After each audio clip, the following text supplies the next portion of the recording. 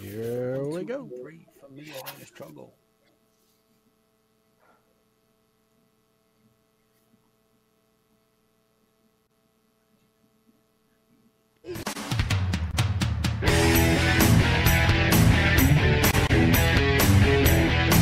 And now, back to PTR Radio. I made a little list of some of the things that you discuss. Bestiality, abortion, AIDS, Irishmen who drink, nuns, premature ejaculation, breastfeeding, and farts. This is PTR Radio.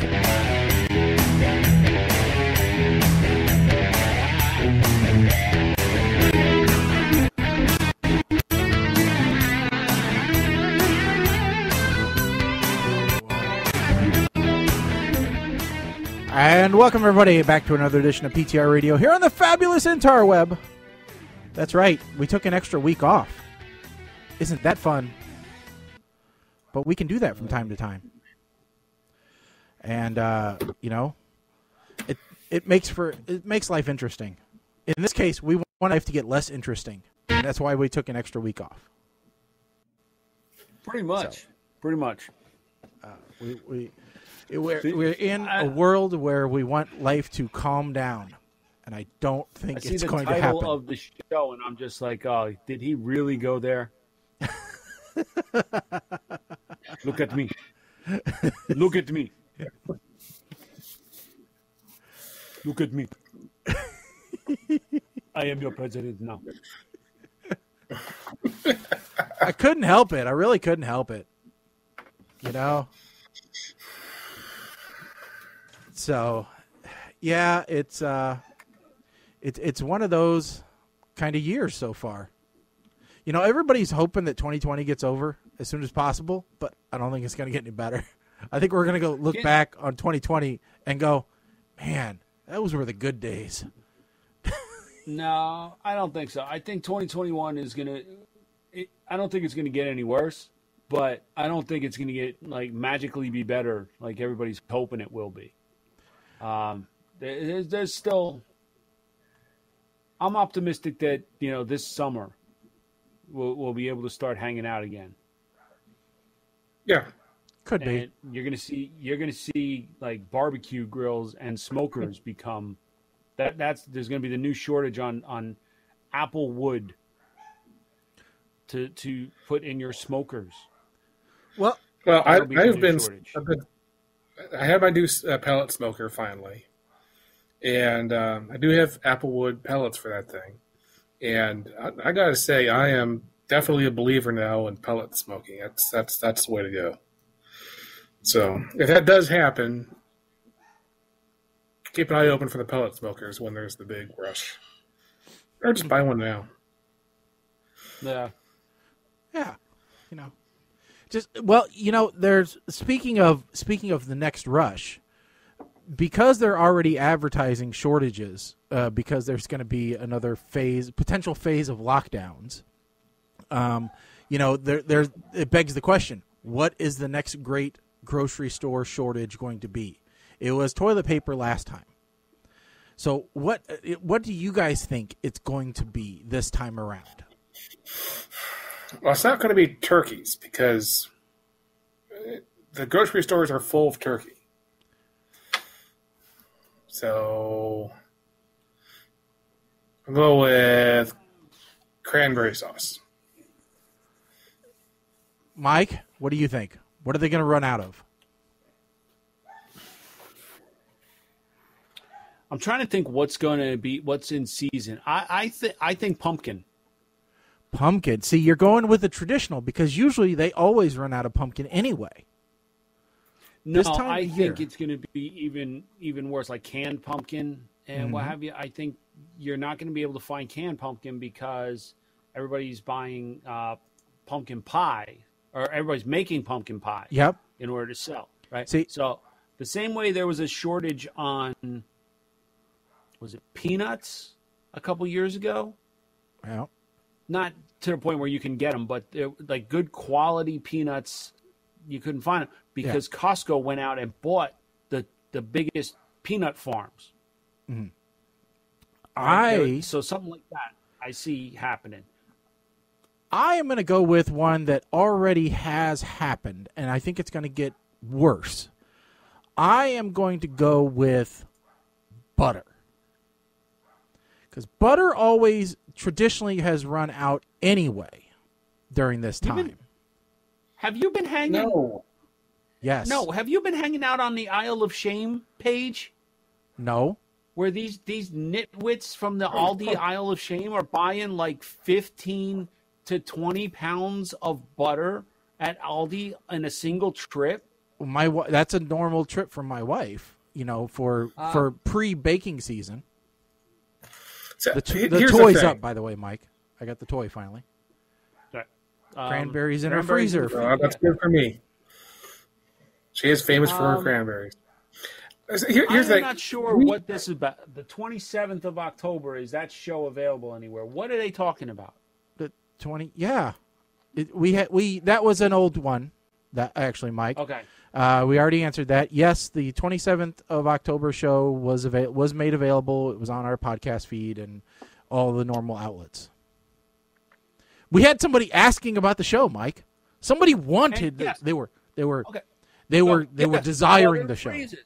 Yes, butter freezes. And let me explain. Like that Isle of Shame group, Mama Blair. I got a bone to pick with you now because you were the one that turned me on to this Aldi Isle of Shame group. And even though I joined the one that has Karens, everyone is a damn Karen in that group because I can't. It seems like every other post winds up being edit. I didn't realize how many people were going to get on me about this, that, or the other thing, and then admin turns off commenting. But that's where the good stuff is. I'm getting so aggravated with that group. I'll just go to aldifines.com and find out what's going to be in the Isle of Shame. The hell with these people going out bragging about how they bought 12 of the damn gnomes in their Isle of Shame. People lining up outside of Aldi because they want to get the wine pajamas. Y'all a bunch of damn freaks. Yeah, go to Amazon for wine pajamas or Etsy. They got plenty of wine pajamas. So what let's say is the U.S. has too much milk. We have so much milk, they don't know what to do with all the milk. So That's because we have so many cows. It's because we have so many cows. And people have been drinking less milk. So butter and yogurt and all the rest of it, I don't think we're going to be running low on anything that is dairy related. What about potatoes?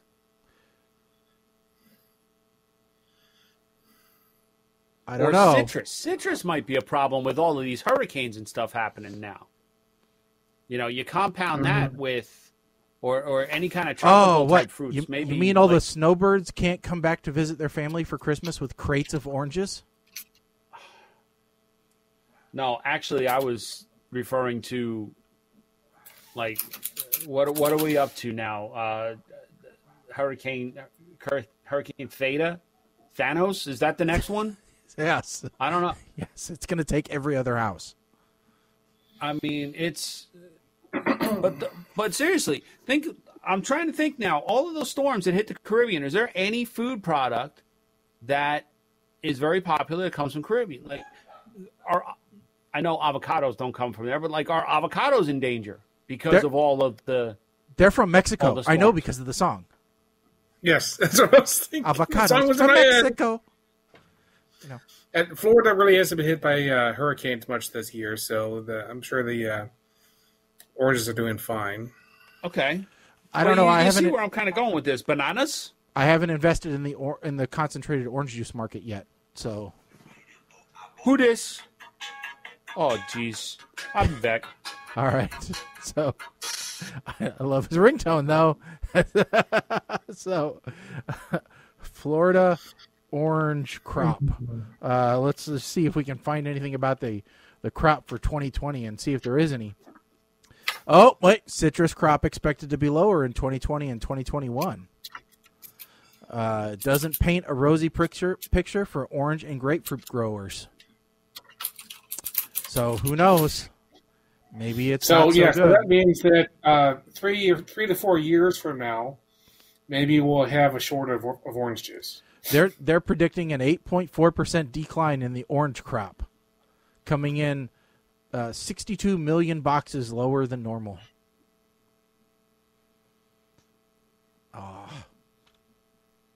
That's okay. I got 8 6-packs of Minute Maid orange juice. I'm good. Drink one little bottle a day. Maybe. Yeah, because orange juice sits around for years, and right next to all the supplies of Canadian maple syrup. Yeah. Well, not literally next to it, but yeah. So let me ask this though, Colin: Have you hoarded any groceries?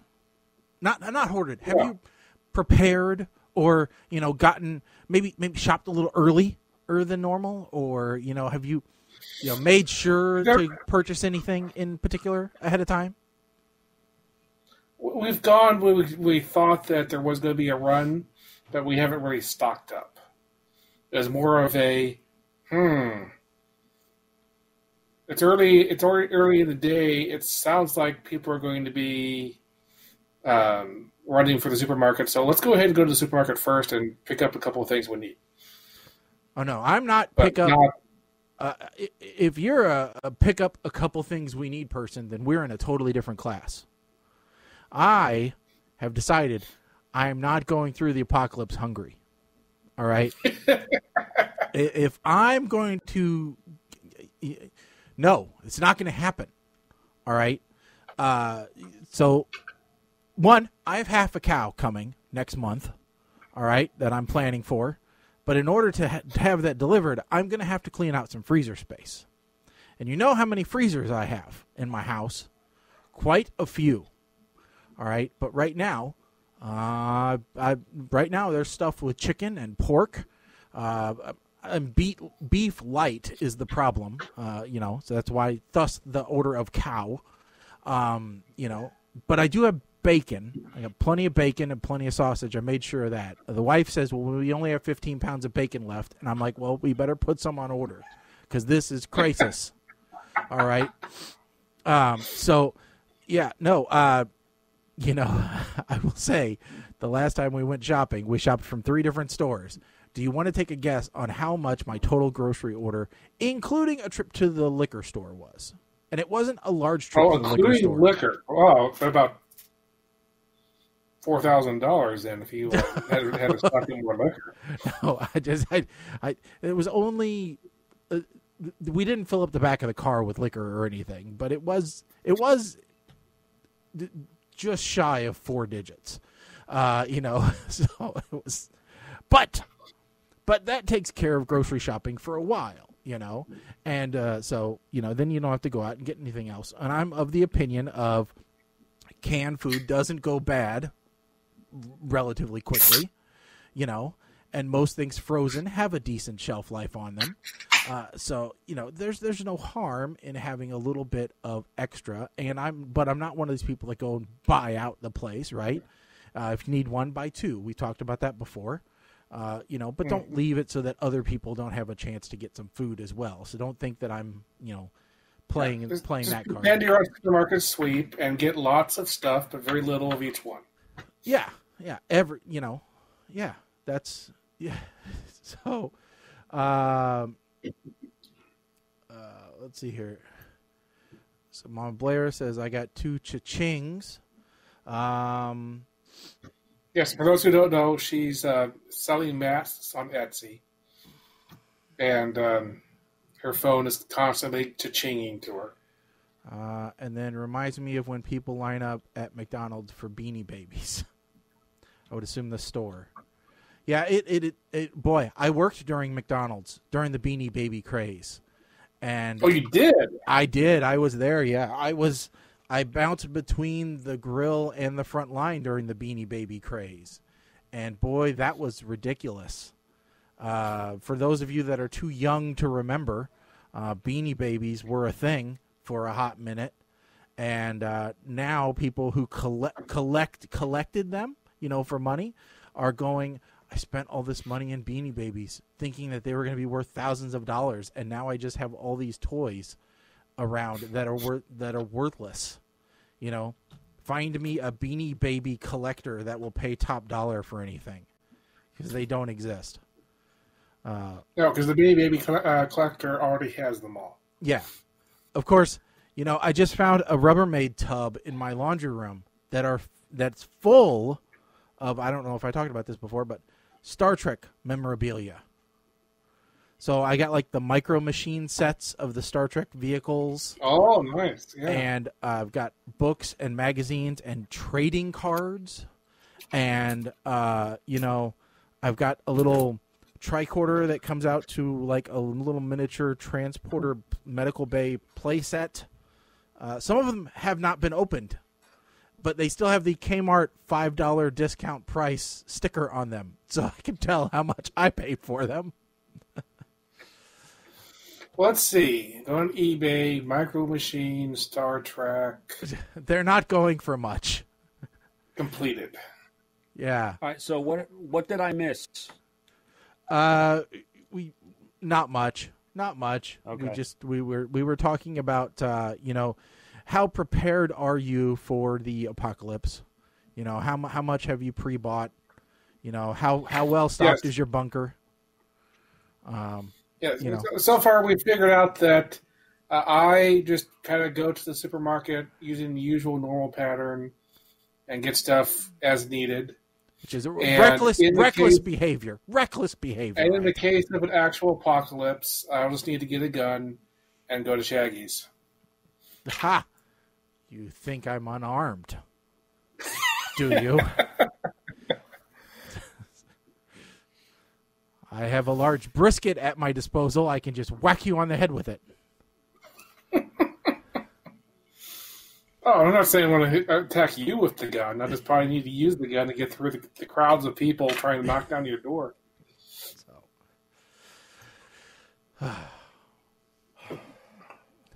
Mike, you look disgusted. Bad phone call.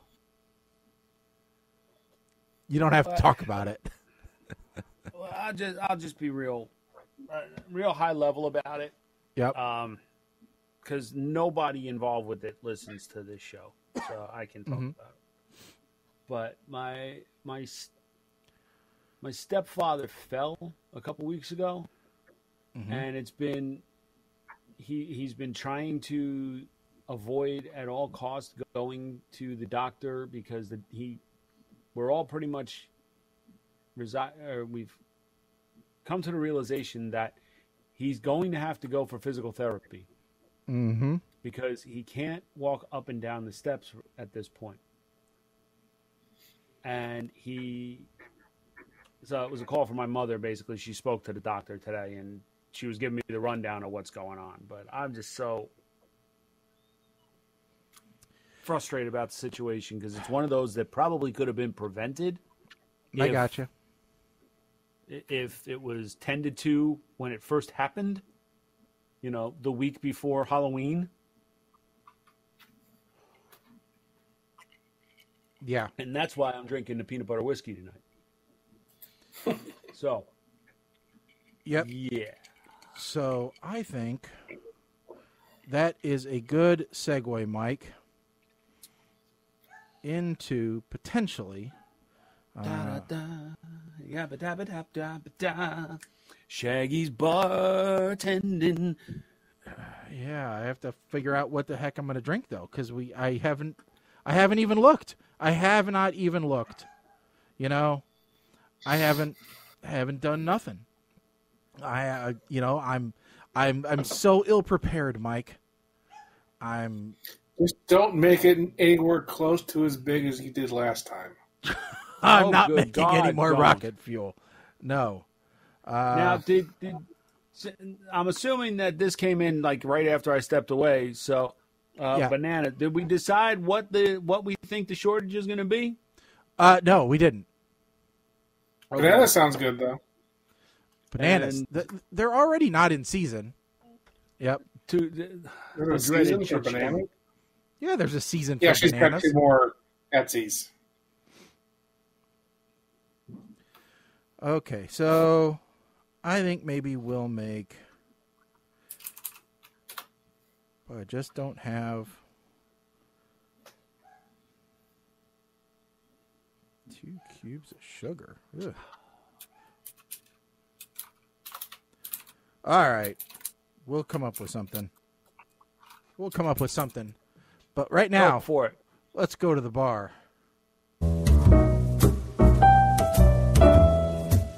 Shaggy's bartending, making drinks in the basement for you. Try his drinks. Shaggy's bar.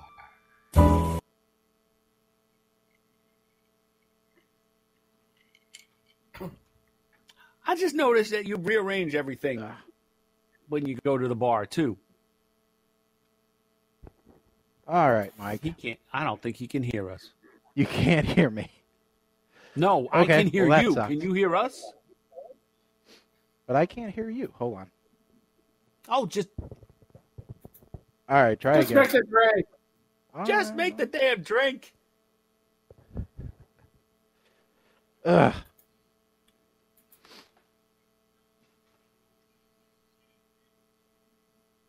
Make the drink.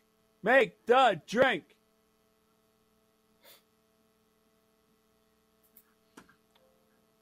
This, dude. All right. Hold on. Where's he going?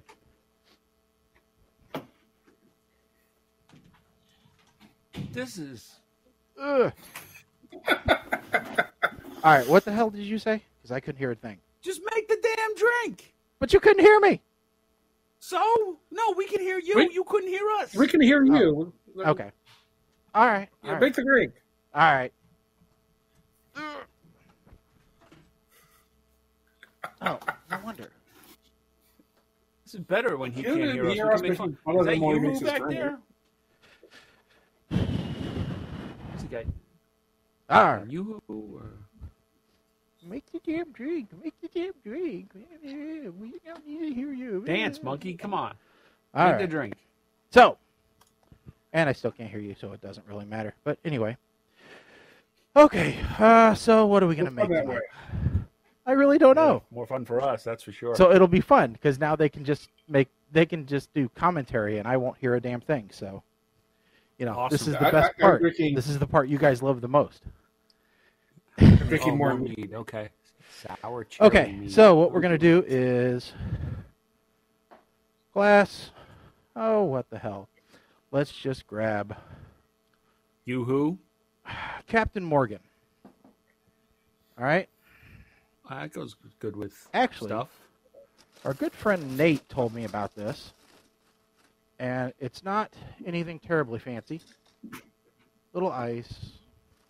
Yeah, don't. If he had picked that ice up off the bar and put it in his It's just glass, a weird combination you wouldn't necessarily think of.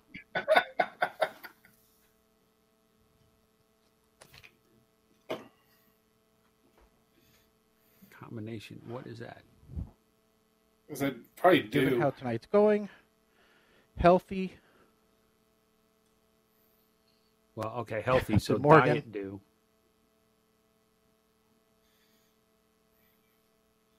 I think you're talking about the amount of Captain Morgan he's put in there. And there's no mixology lesson needed for this one. It's that. I think he did a glass of Captain Morgan and put some Mountain Dew. Mike, now it's over to you. Okay, awesome.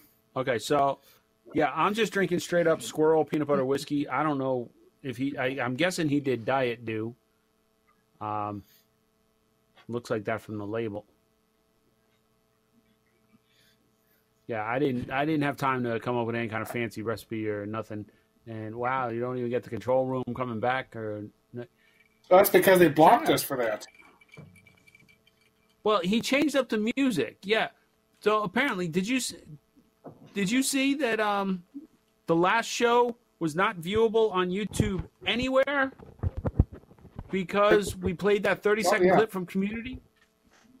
So NBC Universal hit us with a gig, and our video from last week was not viewable anywhere on YouTube. It's the first time.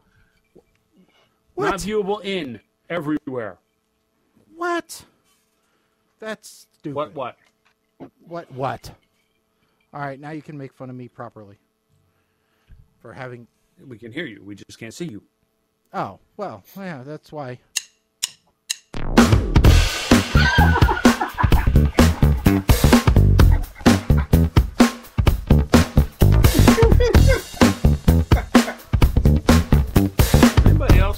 Mike, that is getting a little bit.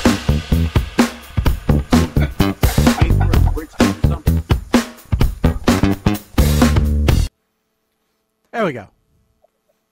What? Got to have fun with it. Oh, we had fun. I'm sure you did. You will hear it when you do the playback, I'm sure. Yeah. How is that? It's good. Does that diet do? Yeah, always. Yep. There's nothing wrong with going simple some nights. Diet doing that? Yeah. It's half and half. It's okay.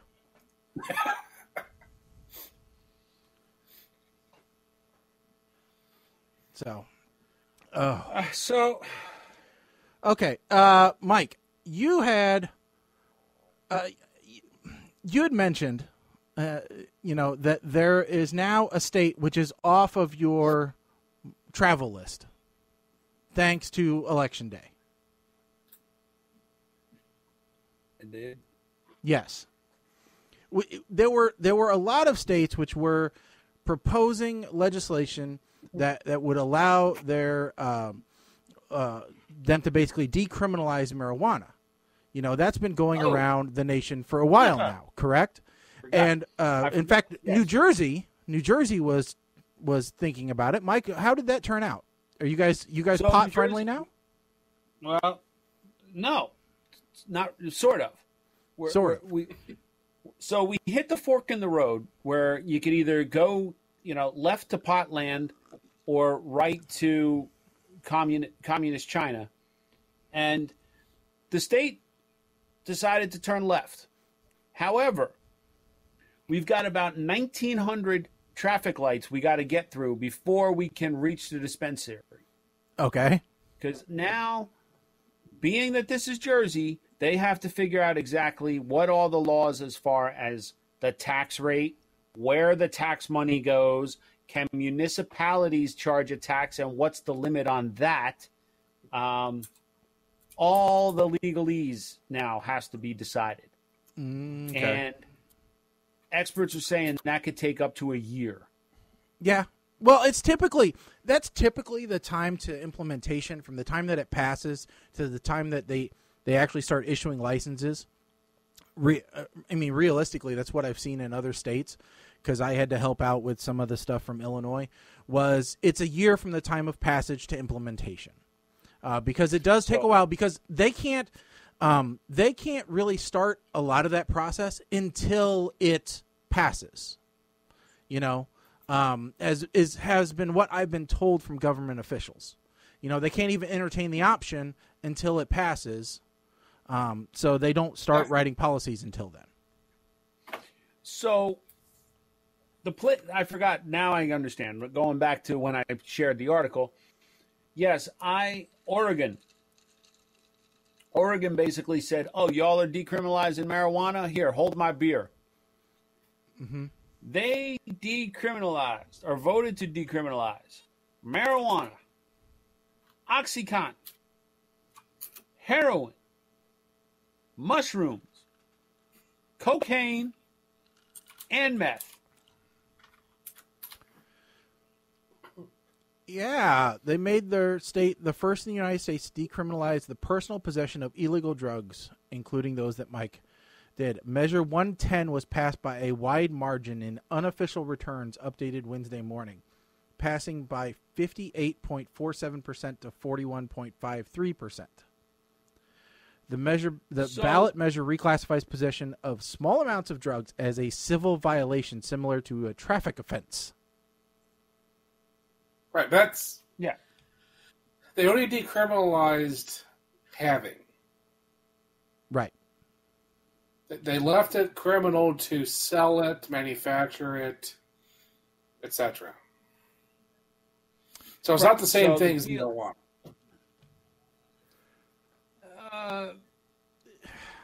But it starts we'll say it starts a slippery slope. The question is, how does the measure differentiate between them? And I get what you're saying, that this does not mean that the drug dealer that has 2 keys of cocaine in his trunk is going to get off with a traffic violation. I get that. Right. That'll still be a felon. Possession is different than distribution. Intent to sell. Yeah. Right. I get that. Yeah. However, my issue with this is the way the public seems to be reacting and all the libertards saying, well, this is great. It worked in Portugal. Okay. Yeah, the countries that have things that let's talk about things that work in other countries that wouldn't work here. Let's talk about Italy. the countries that have decriminalized drug possession. Uruguay, I know we're always modeling things after them. Portugal, the Netherlands, Switzerland, and the Czech Republic. Boy, I always say, hey, if it worked in the Czech Republic, we should do it here. Yes. Let's talk about. Let's just talk about the. Well, yeah, the Netherlands. That's a whole different. And Switzerland, they're just neutral to everything. As long as they make watches and pocket knives, that's all they care about. There's less people in Switzerland than there are in New Mexico. So here's my issue: is all these social justice warriors who are like, oh, it worked in Portugal, and they can divert the money they would use on enforcement and jailing and everything to treatment. Let me stop you right there, Sparky. Just because something works over in Europe doesn't mean it's going to work here. Case in point, in Italy, it's commonplace for kids to have a glass of wine with dinner. Here, if a child is given a glass of wine, SWAT teams will come in through your windows and declare you're not social distancing enough. And no, we're not going to go down that road. I promised myself we wouldn't go down that road. All right. Here, let's real quick. I need to correct myself. New Mexico doesn't have less than Switzerland. But New Jersey, Michigan, North Carolina, Georgia, Ohio, Pennsylvania, Illinois, New York, Florida, Texas, and California all do have more people in them than the entire country of Switzerland individually. I don't. Do these people not understand? Like even when folks are like, "Oh, South Korea did such a good job containing stuff," because they got hit with they have a playbook. They got hit with SARS and MERS. They had a playbook. Not only that, but they are a complete dictatorship. They agreed. That says if you don't like it, we shoot you. They agreed. That's North Korea. Well, but they agreed to government intervention by tracking of cell phone data for contact tracing purposes. If you propose that, I don't care if you said, look, we're only going to do it for 2 weeks and then we can figure this out. The American public in general is selfish and will not allow it. We can't get people to understand masks work. Because things work over there that they're going to work over here. You can't say that. Yes, you probably hope AOC is going to be president, right? If you think that's the kind of person you are, and I'm that's as political as I'm going to get.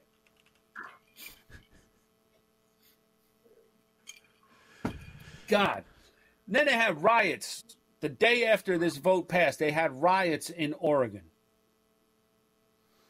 You think somebody was sitting on Capitol Hill in Oregon saying, we might want to rethink this, people, because they're sober and they're burning shit down. I'm just saying. Well, maybe they'll just stare at the sky and look at the pretty colors on shrooms if they're, Oh, God. Yeah, Portland, Oregon, it's bad enough. I mean, don't they have terrible weather too? So, isn't that where bath salts became a thing? Isn't that where they found that homeless guy eating somebody's face was in Oregon? Are bath salts? Did they decriminalize those too? I don't know. I don't know the whole history of bath salts, Mike. I skipped that part. Are history books going to have that in the future? I don't know. I have been thinking about history books of the future and what they're going to focus on. Homeless man eating face bath salts. This is important research. I'm sorry, it was in Miami. Yeah, I thought it was a warmer climate. Because if I remember right, it was in a colder month. I'm sorry, it was the bath salt zombie attacked a homeless man, not a homeless bath salt zombie attacking a man. Oh, yes. I had it backwards. Let's get that straight. So, of course, this is how Florida Man started.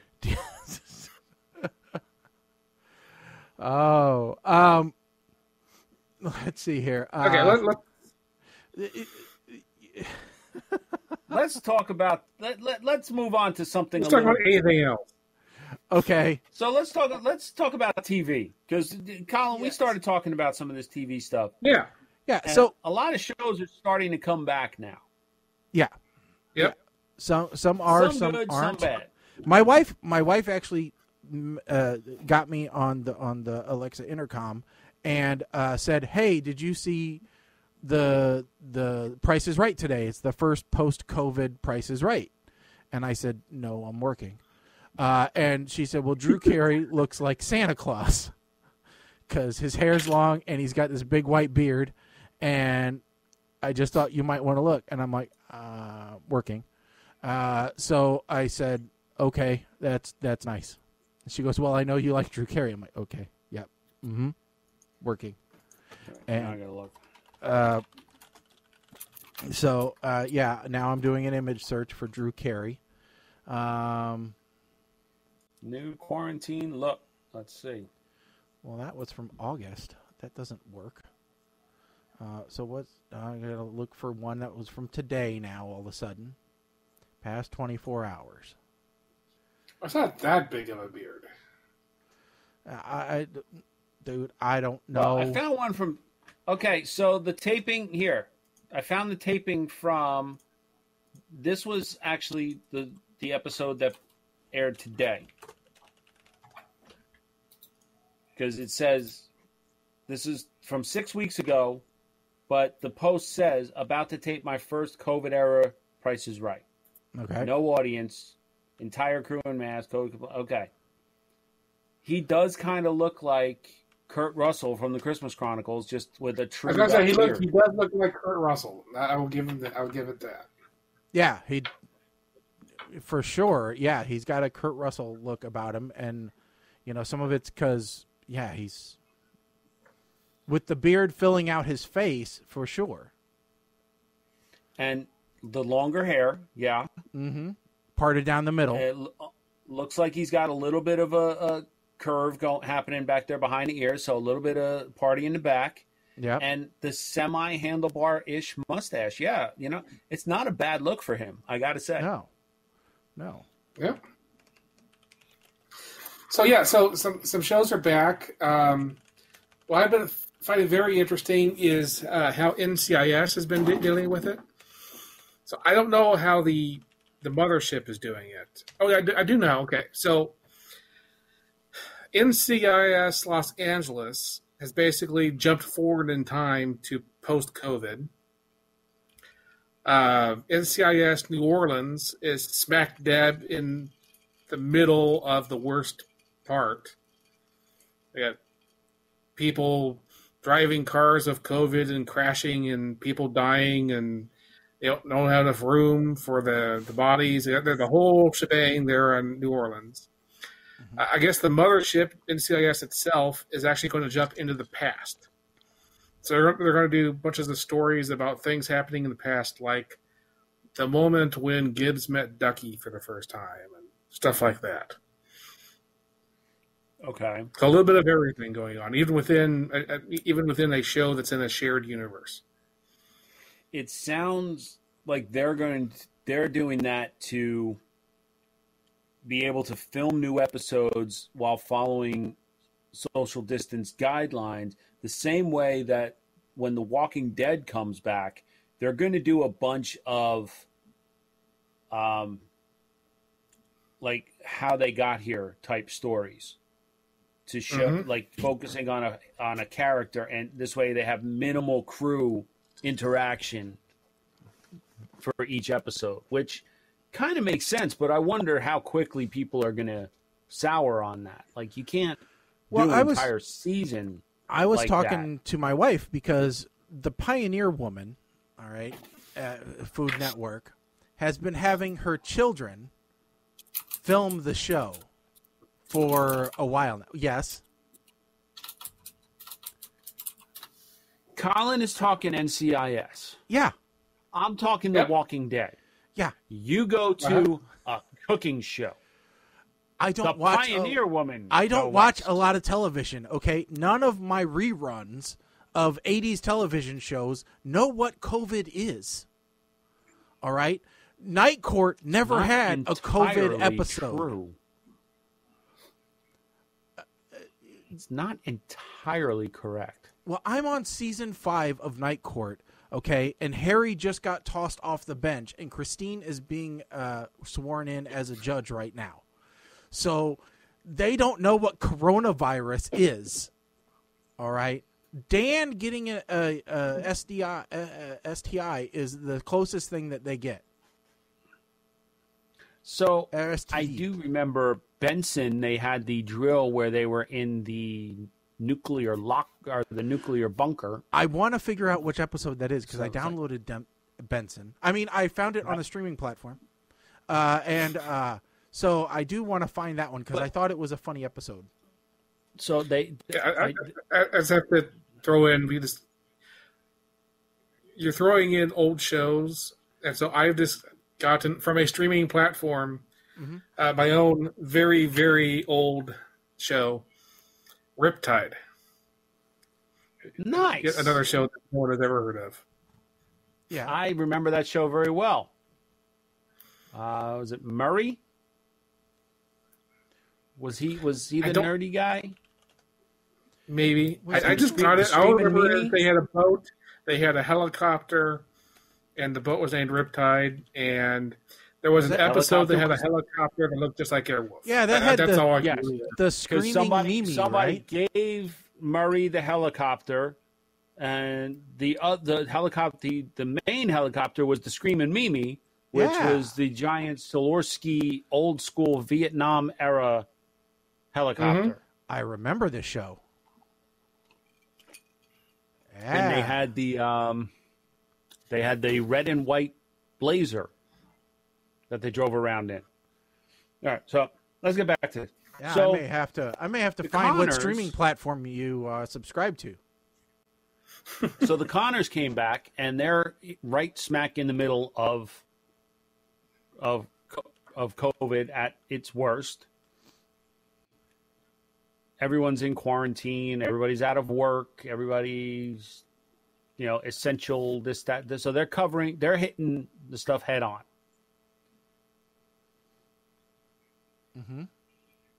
Mom came back, which is not talking about COVID at all, but is interesting because one of the two main characters left the show. Yeah. Kristen Wiig or Dunst. I can't remember which one. Neither.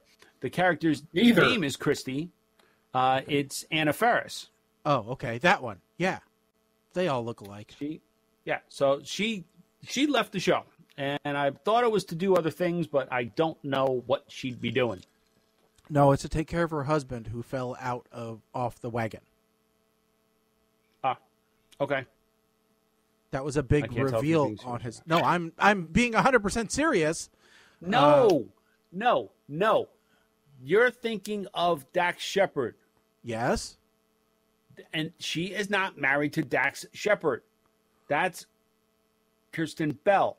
That's married to Dax Shepard. I would so love, Colin. When this is all over and we all get together, we're gonna have a night where we're gonna do a show where we play the 6 Degrees of Kevin Bacon as a drinking game, and Shaggy will be comatose by the end of the night. What? I wanted to say you did lose me because you started with the Connors, And then when he went to Mom, I forgot there was a show called Mom. So I was trying to figure out what was Anna Faris doing on The Conners?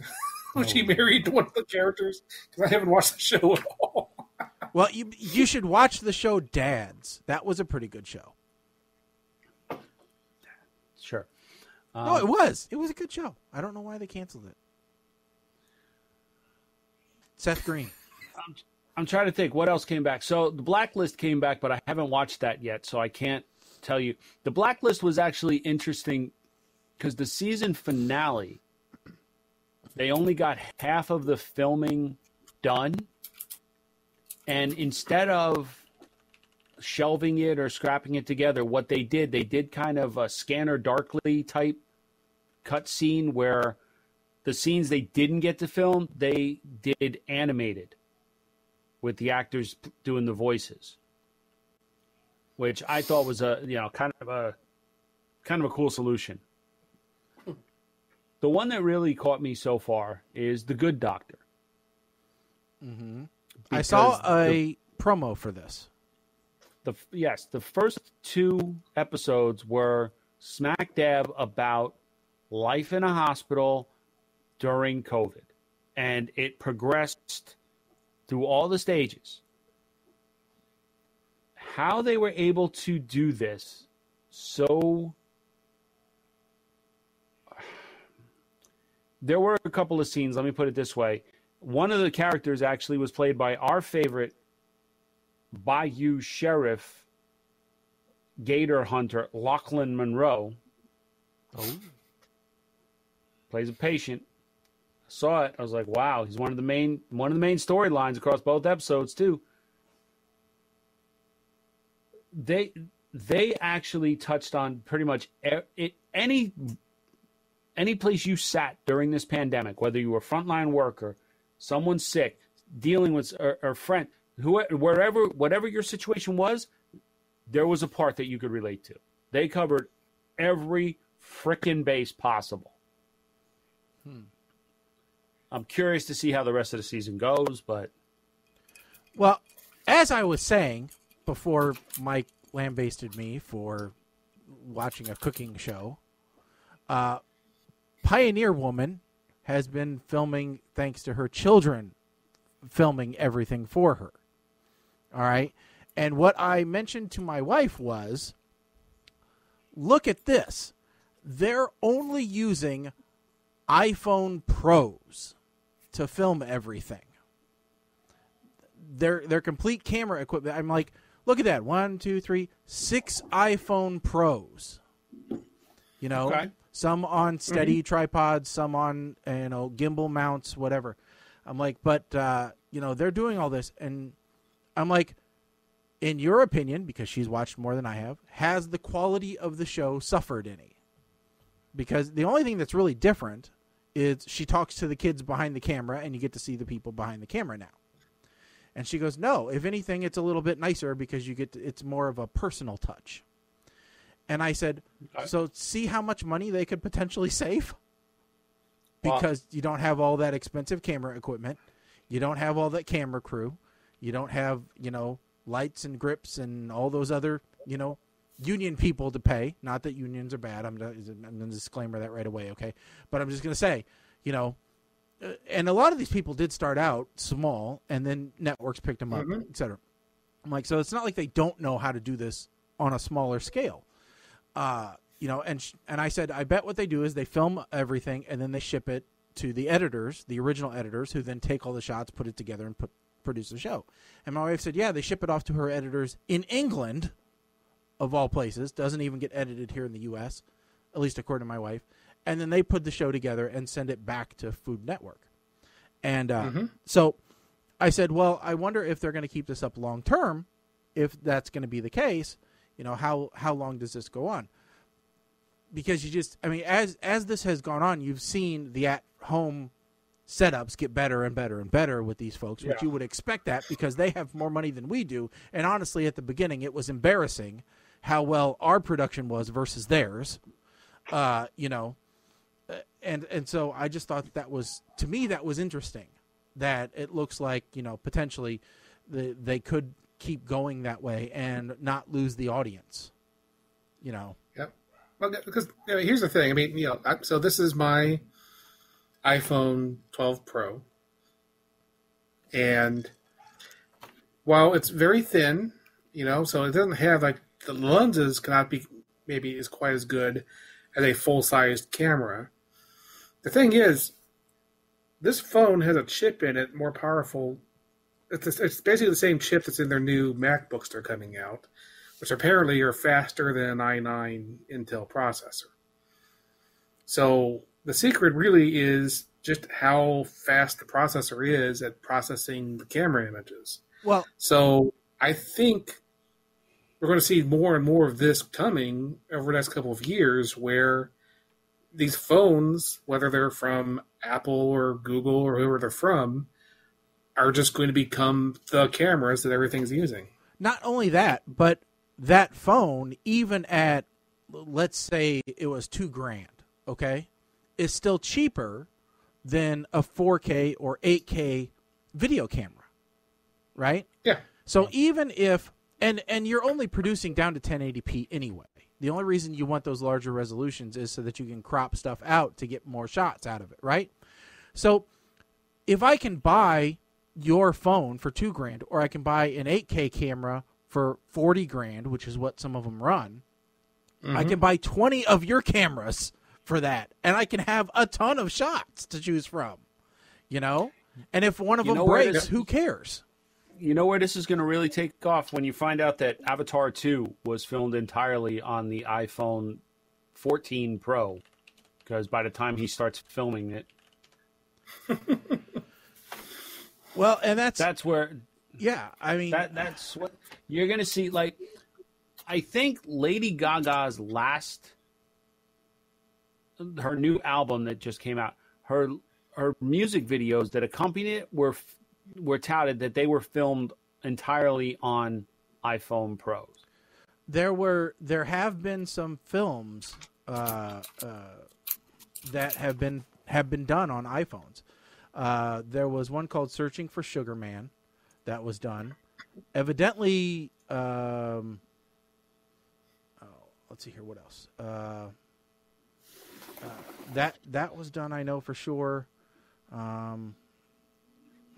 High Flying Birds. There's a few other ones, but I'm trying to look at. Starting in 2011, they started doing this. Yeah, Unsane, starring Claire Foy, Tangerine, Nine Rides, I Play with the Phrase Each Other, Night Fishing, Uneasy Lies the Mind, Searching for Sugar Man, yeah, Detour. I mean, Romance in New York City, Framed. These are just the ones that are from 2018. Yeah. So yeah, we're getting a lot more. Some of the Netflix originals are starting to be shot on iPhone 12s. So the other thing that I think might happen is you're going to see more. Like I've seen, like Deadliest Catch, as an example.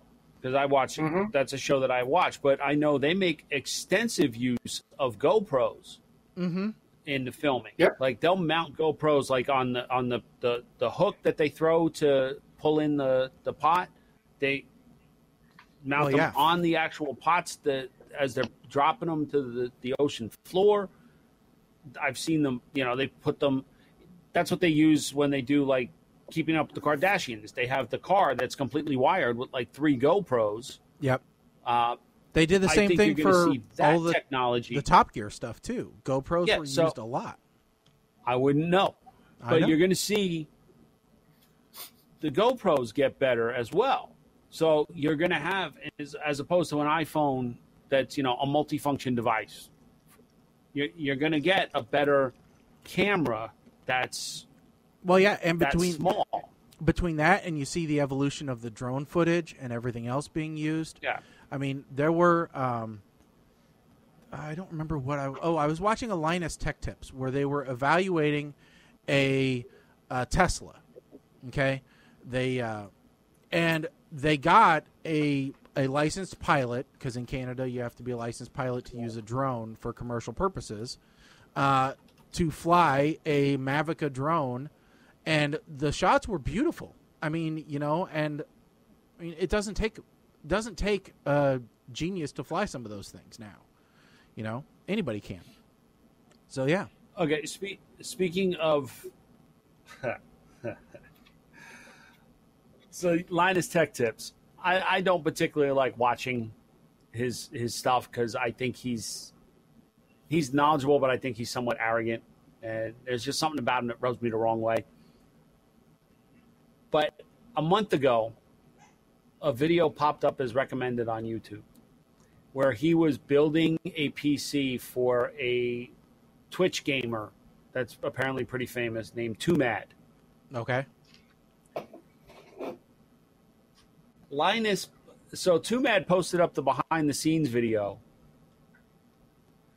Linus then posts up his video about a month ago with the title, "My Cringiest PC Build Ever." Is it sad that I was getting joy out of seeing how uncomfortable Linus was around this guy? See, that one I didn't really watch because I don't like seeing people uncomfortable. So I think that. Oh no, it was hysterical when Too Mad finally revealed, like, Linus is like, "So what are you gaming on now?" He goes, "Oh, I'm gaming on an i9 with a 3080 video card." Linus like, "What? Why am I building you? You have a top of the line." And the guy's like, "No, it's broken. It's not working." So what you need is Windows to be reinstalled. That's what you're saying. We could have fixed it for you. It broke. It burned. It brokey. So it's just, I don't know. I watch his stuff mostly. I don't know. I watch him. I watch Jay's 2 Cents. I watch, Jay, I don't mind. Bitwit can. He gets old really quick. He gets old really quick. Lately I've been going down rabbit holes of like MASH, MASH clips and Stargate SG-1 clips and just weird things on YouTube that it suggests to me, and I'm like, oh, you know what? That does sound good. I do want to see Father Mulcahy's best sermon. Okay, so here you go. Here's a fun little game we can play. Let's reveal our YouTube history. Oh, where do I even see that? Oh, history. There it is. Okay, got it. So, yeah, I watched a hockey goalie skate review. Okay, that was my most recent. Baby Got Back by Richard Cheese. Okay. My Neck, My Back by Richard Cheese. Gin and Juice by Richard Cheese.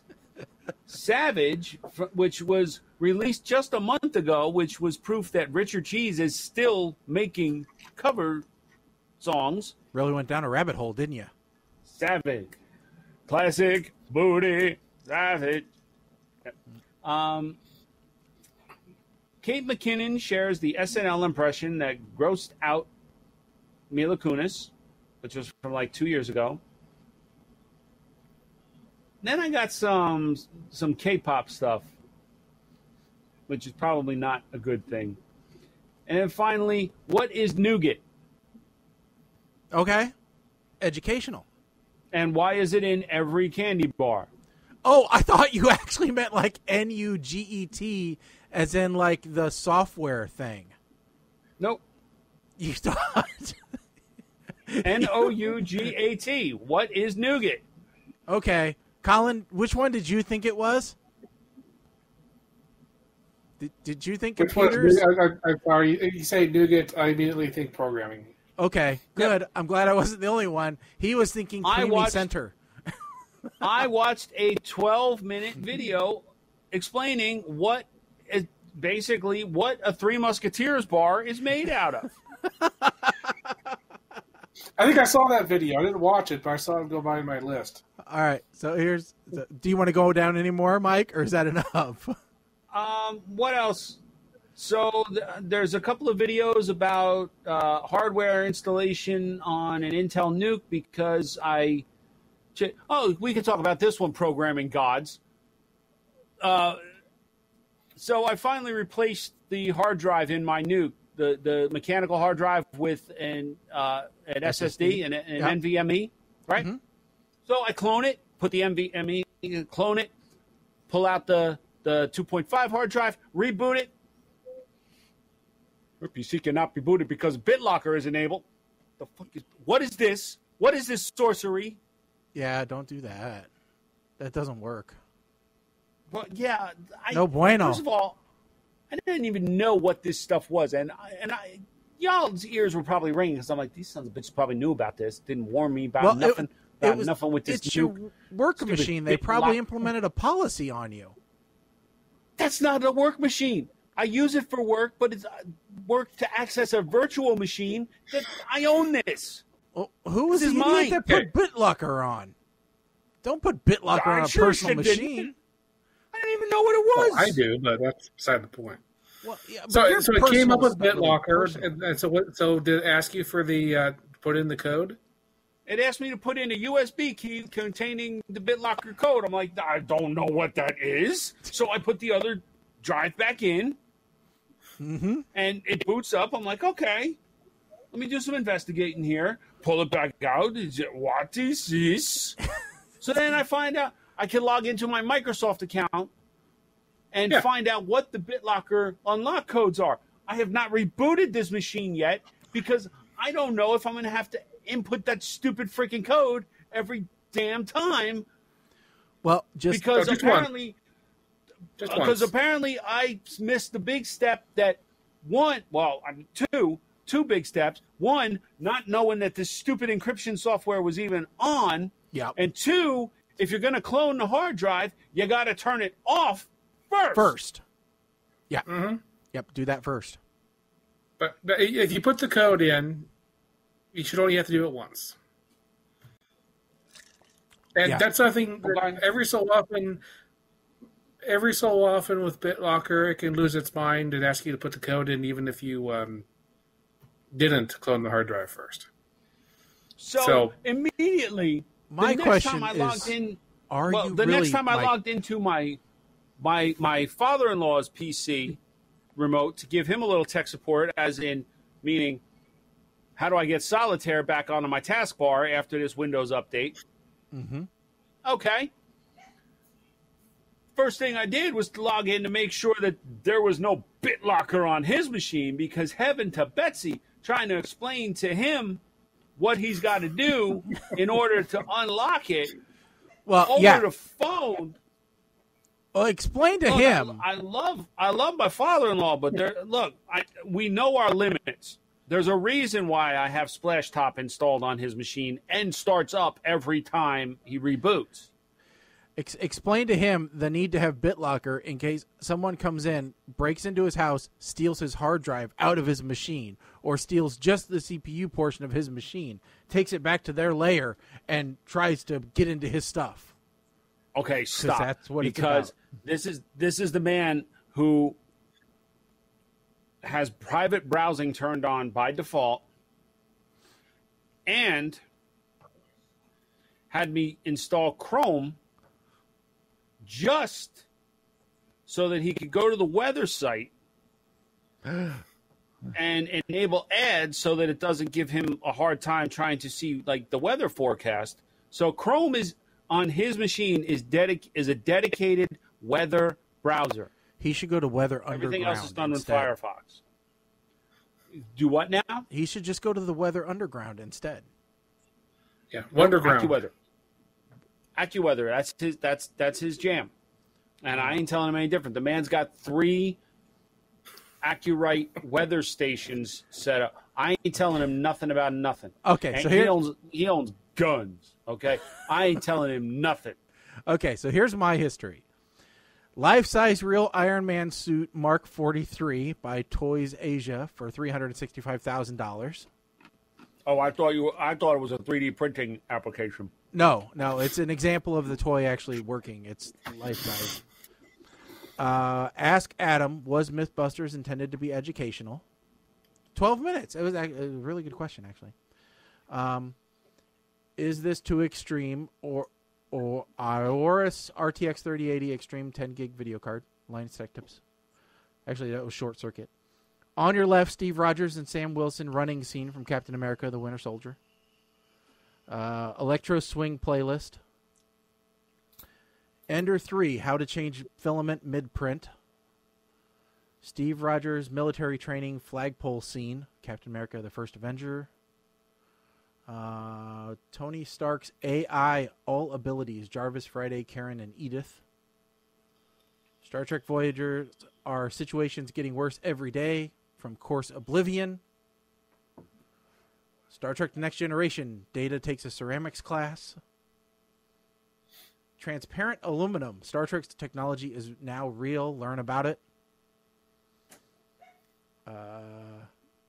Transparent aluminum.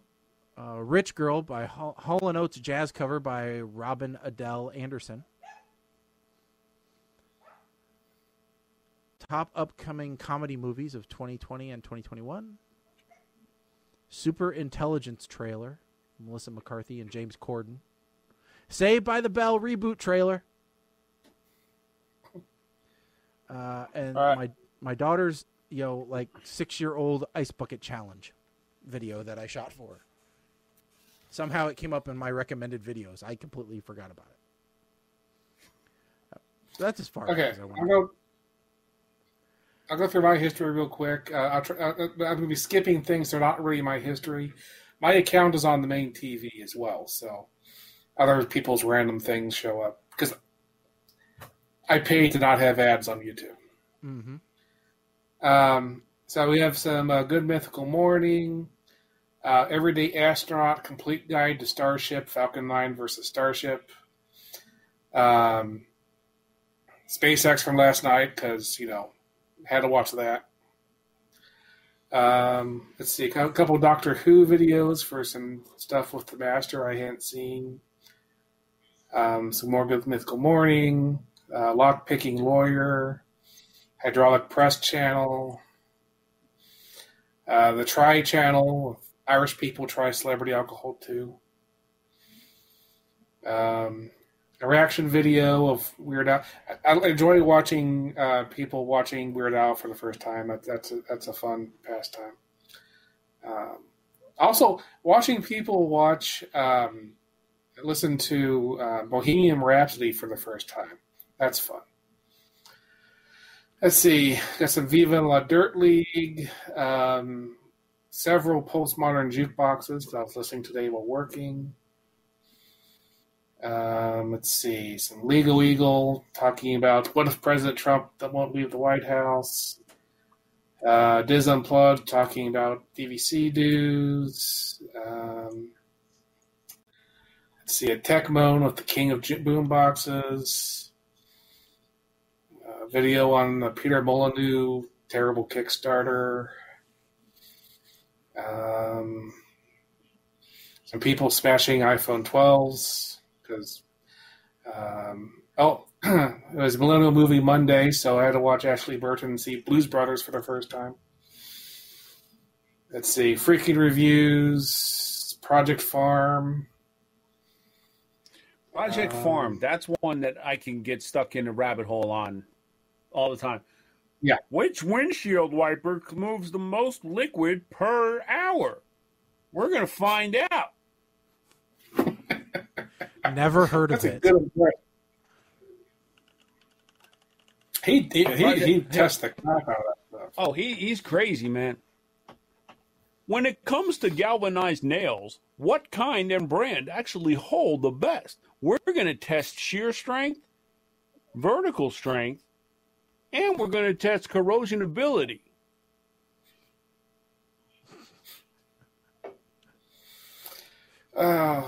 And the dude always seems to just blow up lawnmowers. That was like his thing for the longest time. Like,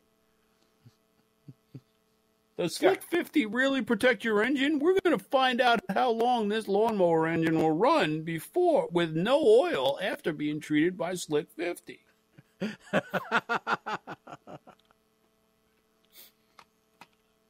Can you use peanut oil as a replacement for oil? And peanut butter. Can you use peanut butter as a replacement for oil?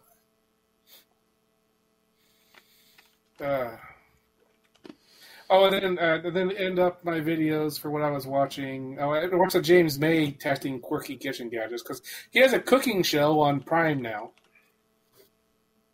I was watching his videos from this guy called Stand Up Maths, where he was taking some of there's these videos that like this PhD person did analyzing the vote to find problems, and this guy's like takes the videos and it's like figures out what the math was and just basically just takes the guy to school. Yeah. A lot of that going on YouTube is crazy. Yeah. So Shaggy, you touched on something, and I just want to go real quick about this. The Saved by the Bell reboot trailer is out.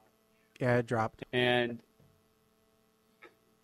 you're not excited about Saved by the Bell coming back. I am 100% not excited, and I'm going to give you several reasons why. First of all, I don't like the fact that it's centered around Slater and Jesse. Two, Jesse Zach's like... there. Zach and Kelly are there. Okay, now, they didn't have Screech back. Lisa is... They can't have Screech. Cameo. They can't have Screech back. He made a porno. Yes, they can. So what? Lisa... Okay, look, whatever. They didn't even ask him to do like a cameo. Screech was the only one that was in every iteration of Saved by the Bell, including the new class, the college years, the original, the pre-Saved by the Bell, which was called something Miss Bliss. So Screech was the only one that was in all of them, regardless of what he did afterward. But I don't.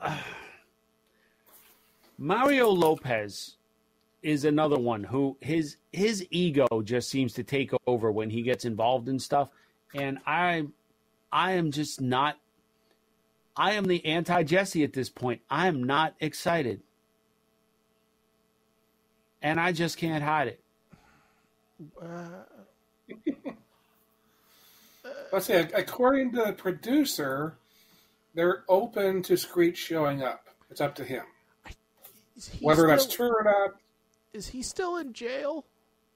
He went to jail for a while.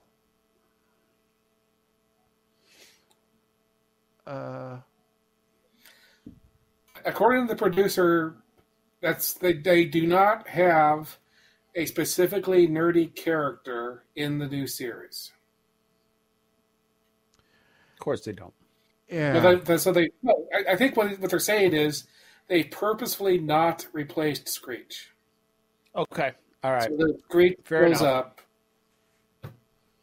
Yeah, but they're saying, but the problem is he's got bad blood with the rest of the cast between his fallout over his book and his own troubles with the law, which he was sentenced to 4 months in prison for stabbing a man in a bar fight in 2014, and then he was put back in jail after a probation violation. Although Screech won't appear in the first 10 episodes premiering on Peacock, there's still hope we'll see him utter his famous catchphrase on a future season. That was according to... What was his catchphrase? I don't know. Screech didn't have a catchphrase?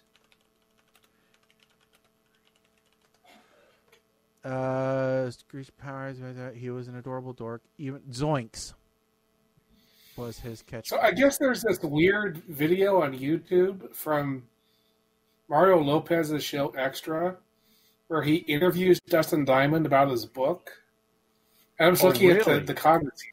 Yeah. And basically people are like, this is the weirdest interview they've ever seen because Mario Lopez is interviewing him like he has no idea who he is and had nothing to do with Saved by the Bell himself. Yeah. The question is like, have you talked to any of the cast? It's like, what are you talking about? You are the cast. Yeah, I think it was. I think I read a follow up on that, and Mario Lopez is like, I didn't want him on the show. The producers made me do it, and so I was really super uncomfortable because I think part of the book said that Mario Lopez was banging everybody that was female on the show. Wow. Before we get to the movie reviews, I think we need to address the elephant in the room here, guys. Yes. We as a nation, as a world, as a universe, suffered a great loss this past week, and Mr. Alex Trebek. Yes. Mm-hmm. And damn. So let me just say, and I'm only going to say one line. We're not going to comment on it, but yes, we have been keeping track for the death pool. We haven't published anything. We haven't posted anything because we feel it's not something we want to put front and center. I am going to say that when Alex Trebek passed away, this was the most intense update of the scoring I have had to do since the inception of the goddamn death pool, because 17 people had him picked this year. Yeah. Now, what I do want to talk about is who do we really think is going to replace him? We know that Alex has filmed the last episode that Alex filmed is going to be on air on Christmas, which is a sad, sick, demented kind of irony that we're getting on Christmas. We're getting the gift of the final Alex Trebek episode. Everybody's going to be watching that knowing, holy crap, this is the last time we're going to see him. So Alex Trebek actually had a joke that he used to say, which is he used to say with the audience all the time, he wanted Betty White to succeed him because they wanted somebody younger and funnier than him. So, Shaggy, how easy is it to replace the PTR logo down there? I sent you a picture of the odds list. Okay. I didn't know if we could stick it down there or not. You sent me a picture. How? It was in Slack. Oh, okay. You sent me a picture. Where? I don't see it. No, it was in the show thread here. Let me see if I can just. Can I copy? Yes. Oh, I got it. I think I got it. Okay. I got it. Okay. Yeah, right after the Babylon Bee article where AOC said the parody of Babylon AOC Bee was decided to do a parody saying, AOC is going to leave politics to host Jeopardy. While it would upset me, I would have such mixed emotions about that one. And that's all. Yeah. Save as. I don't know that it'll be great, but we'll make this work. Okay, so where is PTR Radio? Let me just pop up the main screen. Okay, I think it'll do better on the main screen actually because it's going to be a fairly. It's going to be a little. Well, I don't think we need all of them because, to be honest with you, once you get down past a certain name, I'm like, no, absolutely not. Yeah. Yeah, that's why I wasn't thinking the full list. I was just. That's all right. Throw it up on the main screen. We can talk about okay, here we go. There we go. So Ken Jennings is currently the front runner. I think Ken Jennings is actually is in for a lock, but that's George. Well, but Ken Jennings is already on another show. He's already there.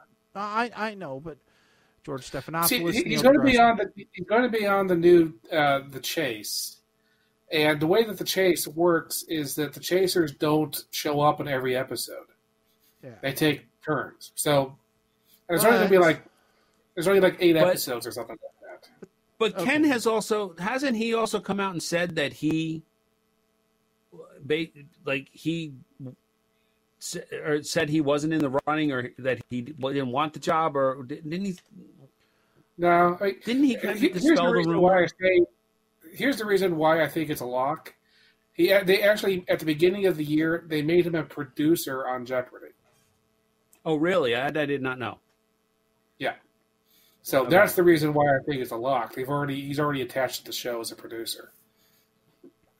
All right. So I'd be very surprised that would be him. George Stephanopoulos, while he's got the demeanor and the delivery, I don't think he's going to leave the political realm. I think he's too embedded with the political news to become a host. And I think Neil deGrasse Tyson has his hands in too many other things to do it. Okay, so here is my one thought about that. It is possible they do this for a similar reason they might do LeVar Burton. I think LeVar Burton would make a good choice, honestly. I would be all up for LeVar Burton. Yeah, the same way that and the same way that Doctor Who went with a woman for the new Doctor. That's kind of where I'm saying. I think that they would Jeopardy might want to go with a black man, a woman, or a woman of color, and that's why I'm saying But I do think LeVar Burton is. Who's younger, LeVar Burton or Neil Tyson? Oh, good question.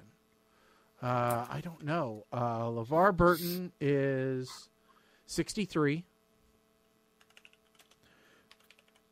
Neil deGrasse Tyson is 62.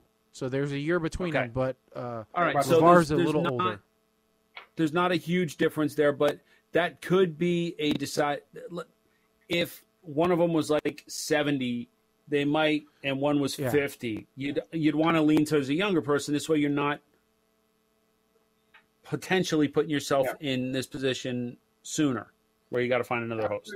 Right. To rest explaining a joke, I think Shaggy was referring to Neil deGrasse Tyson's sex scandal from a couple years ago, when he was talking about his hand being in too many things.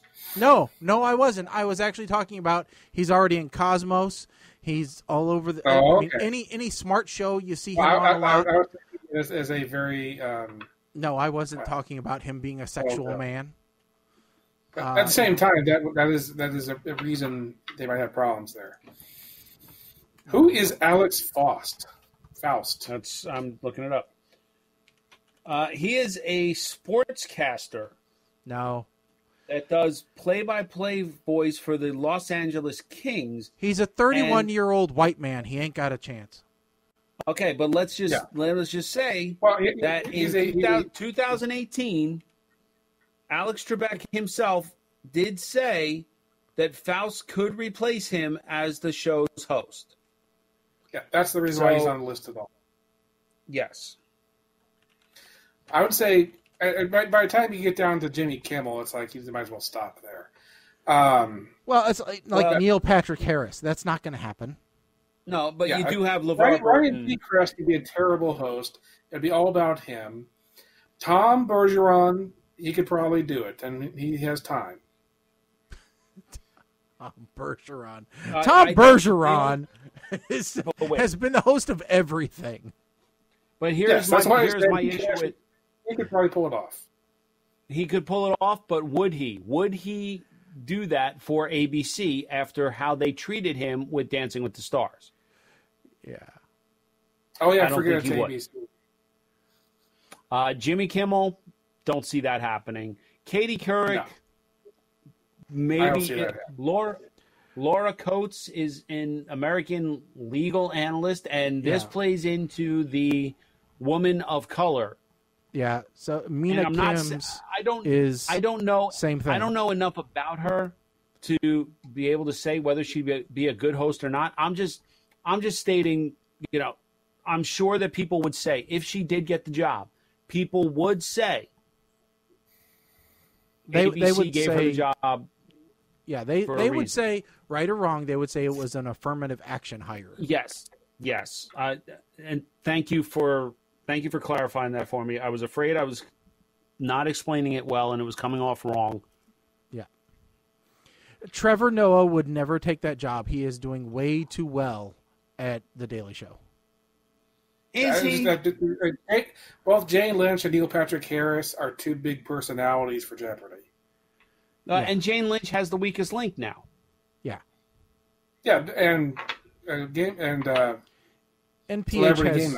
NPH has everything.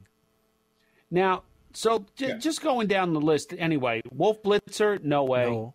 Drew Carey, no, he's got the prices right. Jon Stewart, that could be an interesting one. But he said he doesn't want to get back into television. He wants to stay on his crusades for good people. Chris Harrison, is that the why don't you have a seat over here guy? No. Oh, no. Okay. No, that's okay. Chris Harrison is the guy from The Bachelor. Yeah. And The Bachelorette. Okay. No, not him. Howie Mandel, no. No. Too much Piers Morgan. Piers Morgan, no. Steve Harvey is Family Feud for life. He couldn't make fun of people. You can't Steve have Harvey, people with personality because that is not the job of the Jeopardy host. No. Nick Cannon, are you kidding me? Joe Rogan, are you high? He is. Yeah. Actually, you know what, Joe? Listen, I'm going to be honest. Joe Rogan is, when you listen to some of his podcasts, he is intelligent. He's an egomaniac, and he's very opinionated, but he is intelligent. Yes, well, I will give him that. But he'd be a terrible host for Jeopardy. Agreed. No. So just for the fact that he would have to wear a tie. Yeah. No, it's not. What? No. Why is it the most obvious one on the list? Weird Al. RuPaul. No. Will Ferrell. No. Because he could just be You Alex said it. Trebek. You said it yourself. You can't have somebody with personality. So, No. He wouldn't be playing Will Ferrell. He just would be playing Alex Trebek. No. It'd just be like the Kentucky Fried Chicken. That's it. Would be just like the Kentucky Fried Chicken ads. First, we'll have Will Ferrell playing Alex Trebek, and then we can have other different people coming in playing Alex Trebek. Yeah, let's just have Rob Lowe. That would be an insult to Alex Trebek. Oh, Rob Lowe. No. He's too pretty. He had that show on Fox where the people are like whipped around on the arm.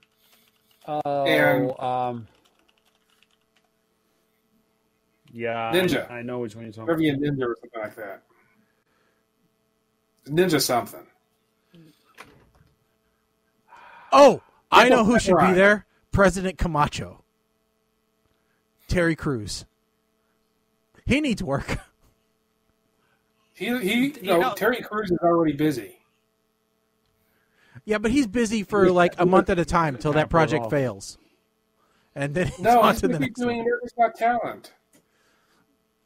Well, yeah. What about Ryan Reynolds? Let's keep it Canadian. Yeah, he's never too busy to take on something new. You know, why don't we just do him and Hugh Jackman together? They can just do it together. Did you see their latest Sam's Club ad? They did a Sam's Club ad? Oh, yeah, God, they're competing at Sam's Club now for who America loves more. Okay.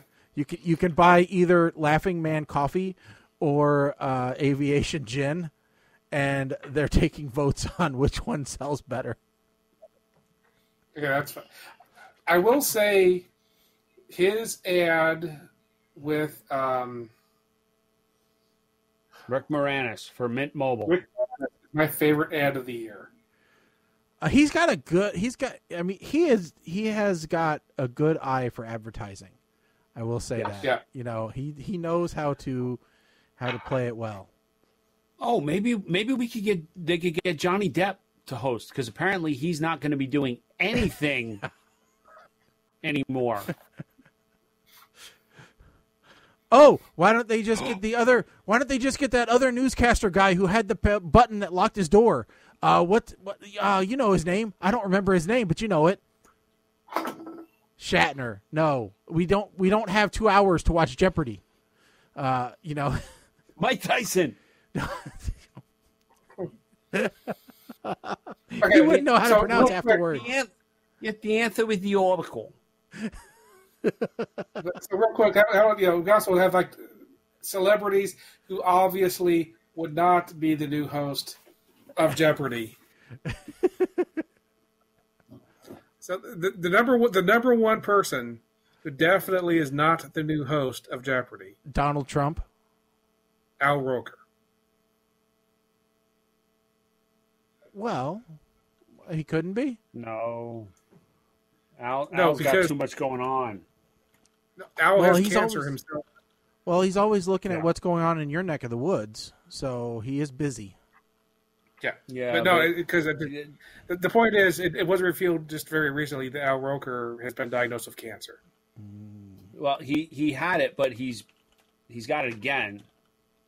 Well, he had a different kind of did he have cancer, and that's why, or did he have gastric bypass? Gastric bypass the last time. Okay, for some reason I thought but he's got prostate cancer.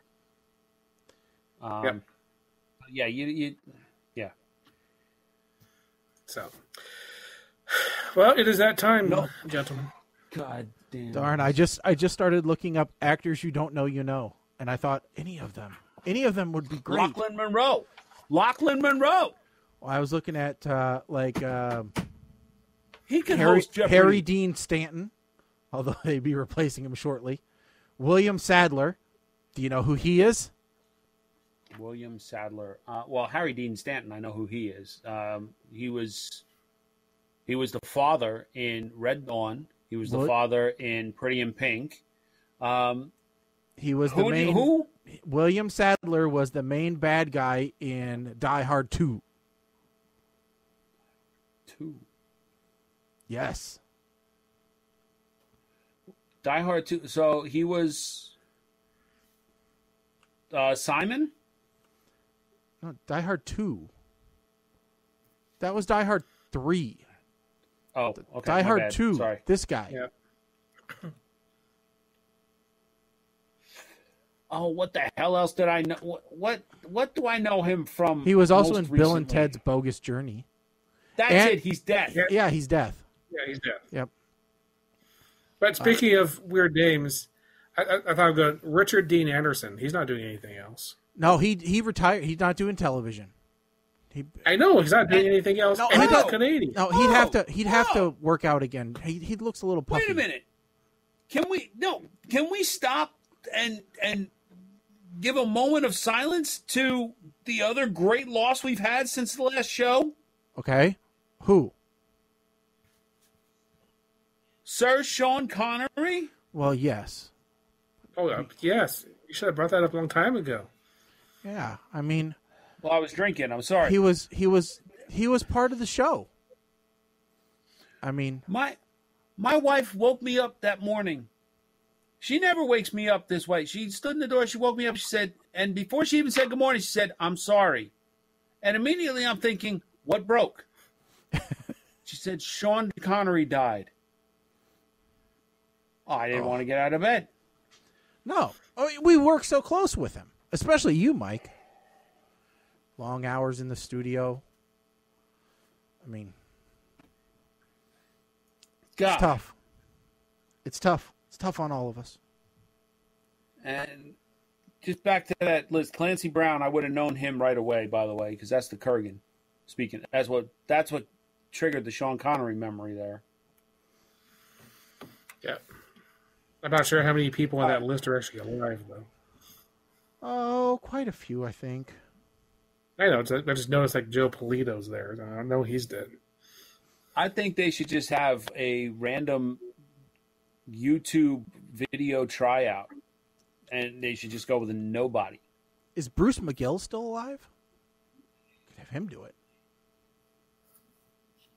That'd be good. Yeah. Like I said, I'm actually very happy with the idea of Ken doing it. I think he is neutral enough to be able to do that. But he has enough history behind him with the show for people to really accept that without it being weird.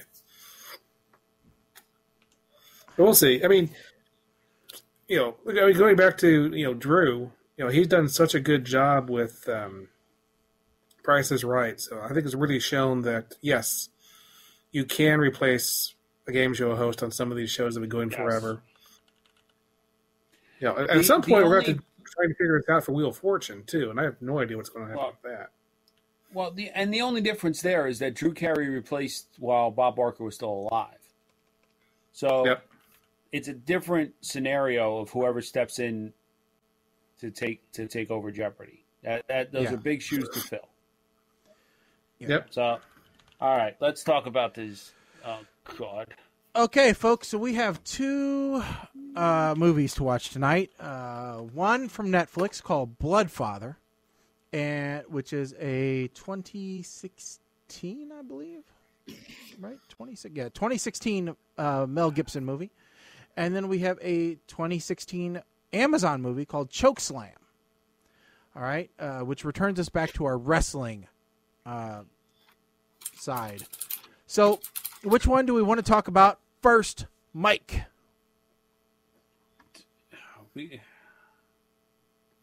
All right, let's do Bloodfather. Let's just go alphabetical order. When in doubt, go alphabetical order. All right, and I will let. Well, let's. Do we want to let Colin go first, or do you want to go first, Mike? I don't care. I really don't. All right, Colin, you're up first. Okay, which one are we doing first? Bloodfather, alphabetical. Bloodfather. Okay. So, Bloodfather. This is a movie starring Mel Gibson. Mel Gibson's playing himself. And he plays a recovering alcoholic who is separated from many wives, including the woman who he had a daughter with. The daughter is estranged from her mother. She ran away and hooked up with some drug people. She didn't know were drug people, and now is in a bad situation. And so she goes and calls her father after many years, and he goes to save her. Now, in the meantime, they meet other people, including William H. Macy, who is playing Mel Gibson's AA sponsor. And so after a chase, they end up with a friend of the Mel Gibson character, who's Michael Parks, who is also playing Mel Gibson in this movie. This is the Mel Gibson side, who has Nazi memorabilia, and it's the bad side of Mel Gibson. So you have the recovering side of Mel Gibson up against the bad side of Mel Gibson, and in the end, one of those two wins over the other. And then in the end, it turns out like the characters you thought were dead aren't dead. Other people you thought were dead are dead. And then they have a shootout in the middle of the desert, and it all ends up at an AA meeting again. So yeah, this is like a movie about how terrible Mel Gibson was and how he decides to kill himself. That's what I got out of this movie. It's relatively well made. It's not a movie I'd be like, oh, I want you to see that again. But I'll give it a smirk. Okay, smirk from Colin. I'll go next, and then you can play cleanup, Mike, if that works. All right, Bloodfather, 2016 Mel Gibson movie. Mel Gibson looks like the Mel Gibson you would expect, crazy beard man. As soon as I saw him, I kind of wanted him to say, "Who wants to eat? I want to eat, yeah!" And he really crazy, like methed out Mel Gibson when I saw him. But it doesn't start with him, really. It starts with, it starts with his whacked out daughter, which I didn't know, where we were going with this at the beginning, and the really weird boyfriend. And I'm like, okay, yeah, definitely a way to get somebody to calm down with a gun is to give them cocaine. That is the way to do it. Yes, that is definitely a calming down drug. When I think of something to calm me down, I think blow. Yes. Sure. I knew she was going to shoot him. I knew that was going to happen. I thought it was going to be more intentional, but I knew that was going to happen. And now they're after her. Okay. There's a lot of things that are interesting in this movie. The realism in the prison communication line, I find that interesting because I think that really happens. I know that there are cell phones smuggled into prison. I really think that the way they can pass around notes with the broom, I think that could definitely be accurate. The thing that I don't believe is that someone would be let into prison without an ID. All right? And especially if they even kind of resemble somebody who's wanted. All right? That part, totally unbelievable. But whatever. Everything else about the prison side of things, I totally understand, totally expect. Don't ever want to find out firsthand whether it's true or not. But also, overall, William H. Macy, am I the only person that can't think of Boogie Nights when I see him and how really weird he is? Because I just think of him as that role from Boogie Nights all the time, and I can't help it. And he's just odd. Just a really, really odd man in my mind, and I can't fix it. But that's what I think of when I see him. Anyway, my wife says this is not one of his better films, Mel Gibson's, by the way. And I said sometimes an actor just needs a paycheck. And this is about the time when Mel Gibson just needed paychecks. So overall, for an action movie, I would say it's a meh. It's just a meh. If you want nonstop action, lots of the F word, then this is your movie. All right? This is a good movie if you just want to see people get shot all the time and not really rhyme or reason or anything, just big shootouts. This one's for you. For me, I'd like a little bit more storyline to it. So, meh, straight up line. All right. Mike. All right, so let me just start by saying when I think of William H. Macy, depending on the role or the movie itself, I either think of him from Down Periscope or Wild Hogs. Down Periscope? Yes, he was Down Periscope. He was the captain of the boat that Tom Dodge got kicked off. You're right. Thank you. 6 Degrees of Kevin Bacon. I'm going to pummel you. Took me a second. So I feel like this is going to be a big deviation from the types of movies that we usually review here. My initial gut reaction is that this is going to be a Mel Gibson version of the movie Taken. Yo, that daughter, that's Starlight from The Boys. She looks a lot different with dark hair. I like it. I can hear the gun Nazis now. She needs ID to buy smokes, but not 1,000 rounds of 9mm bullets? This is what's wrong with America, I tell you. Interesting. Mel Gibson is a tattoo artist. He was supposed to be the tattoo artist in The Hangover 2. Fun fact. Before he went off on one of his famous rants. So I wonder if he was just utilizing the skill set that he learned from, that movie. Oh, I thought she was trying to play Death by Clarinet for a second there. And, of course, she's high because the junkie has to detox in the house of a recovering addict. That is a Hollywood rule.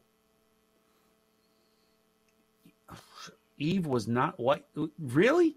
She going to have this argument with a Nazi saying Eve was not white? Well, actually, that got me thinking about this.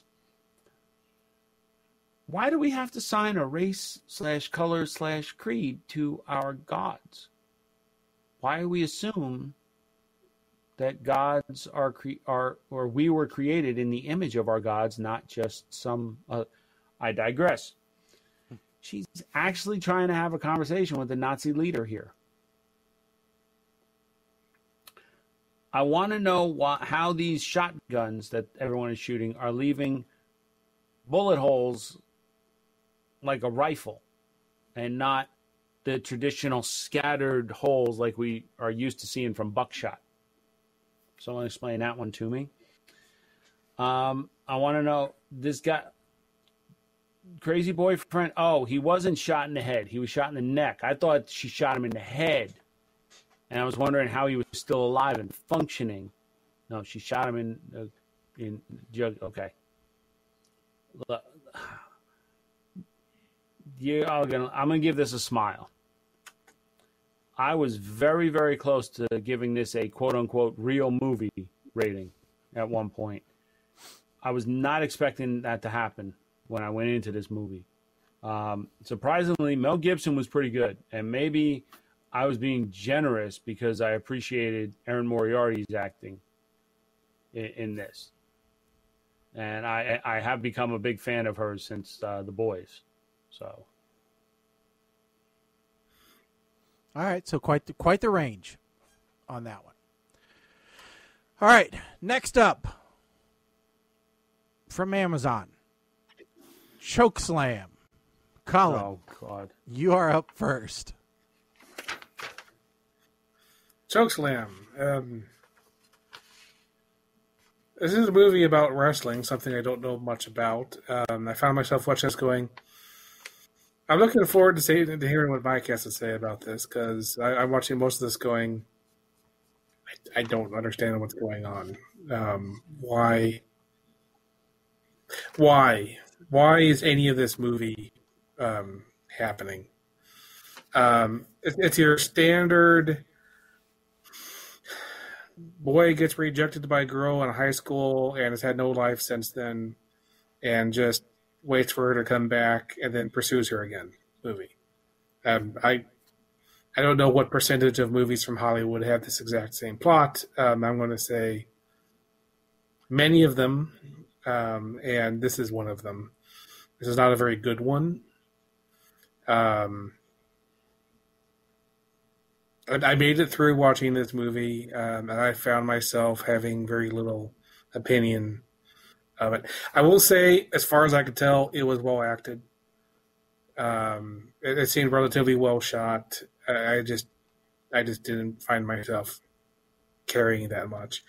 There is one character, the quote unquote friend, who I found just very confusing, and the character, the portrayal of that particular character was terrible. I don't know. I don't have much to say about this movie. I'm going to give it a meh, and look forward to what Mike has to say. All right. Well, you'll have to wait until I'm done. All right. Chokeslam. All right. So I have to contrast this to Fighting with My Family, which is really the only other big wrestling movie that we have watched. All right. It is different in its genre. All right, this is all about a deli clerk who gets a second chance to pursue his high school flame. During a reunion where she voices to him her displeasure with her career, which was female wrestler. But now, she's decided that she's going to retire, but is she really going to retire?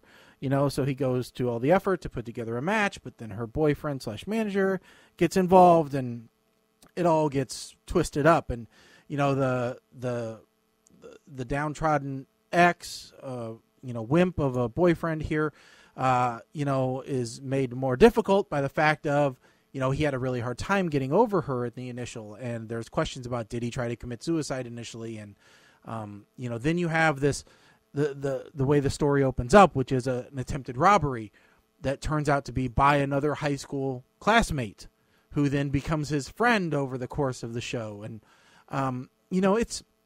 it's an interesting show.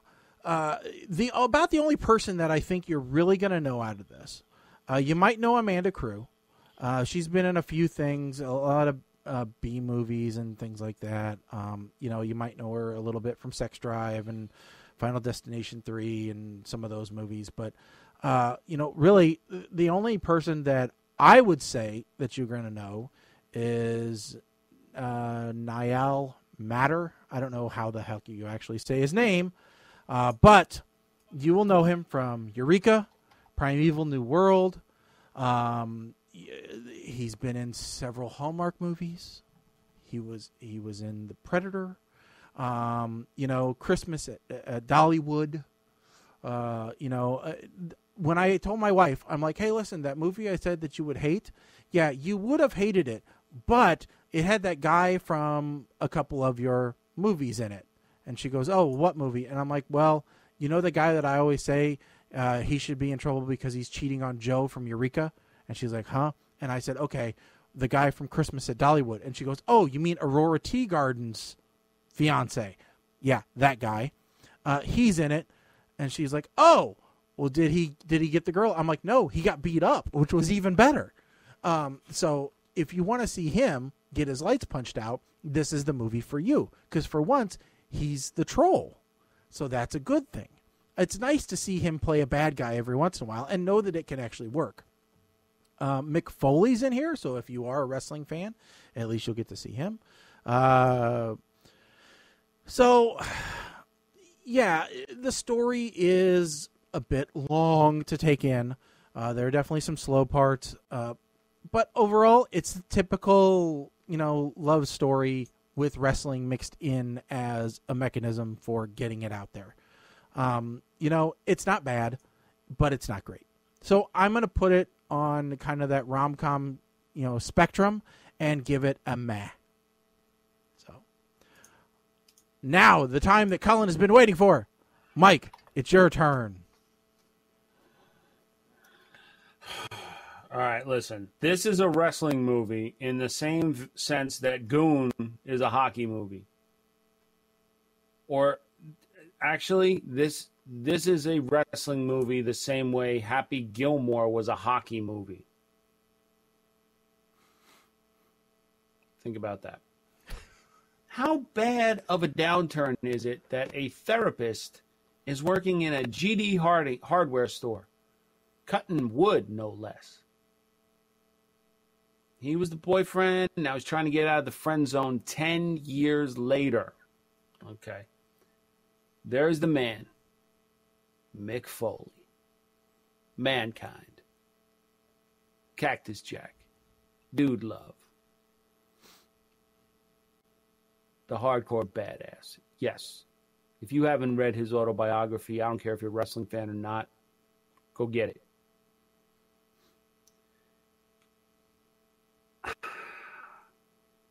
Right up to the retirement match, I have been very blasé about this movie.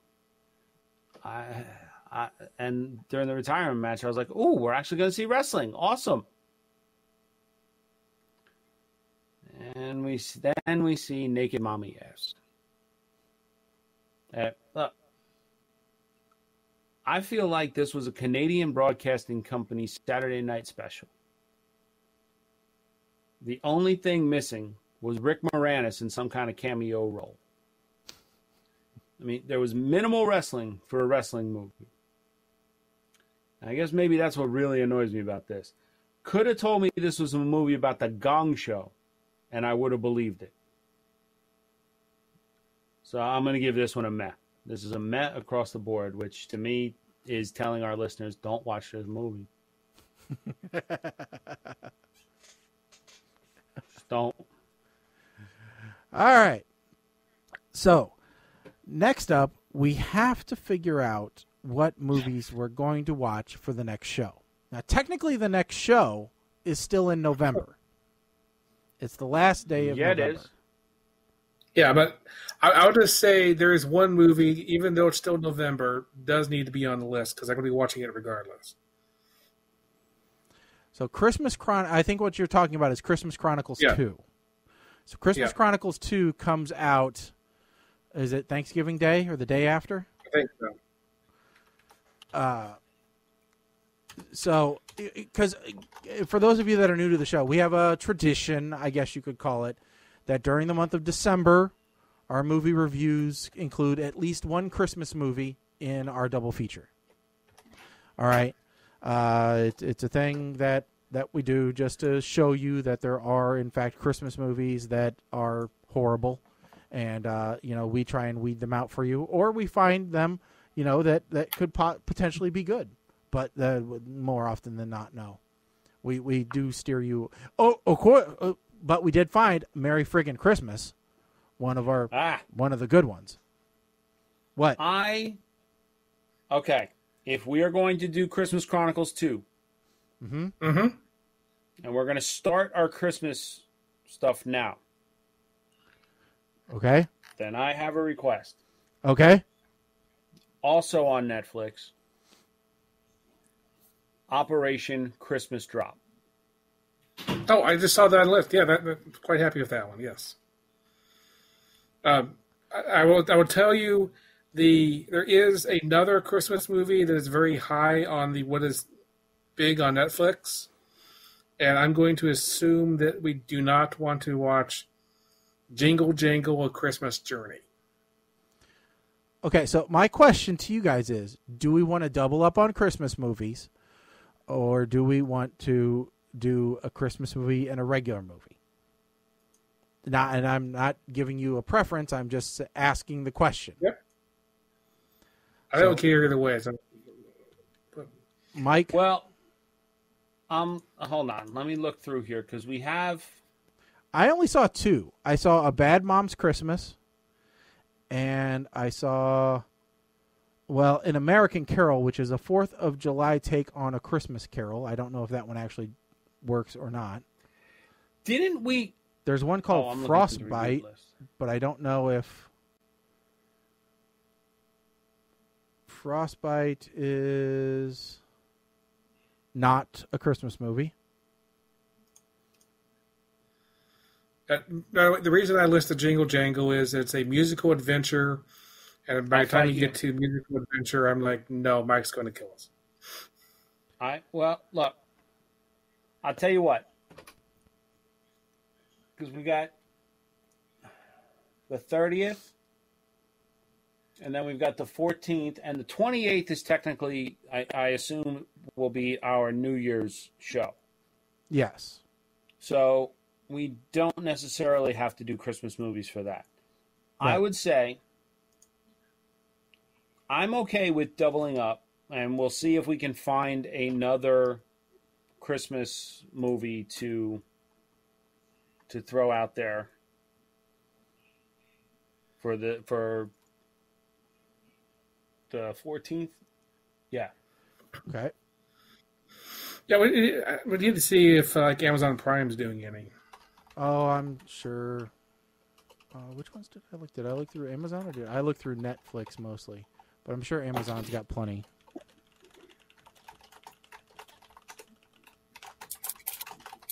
So,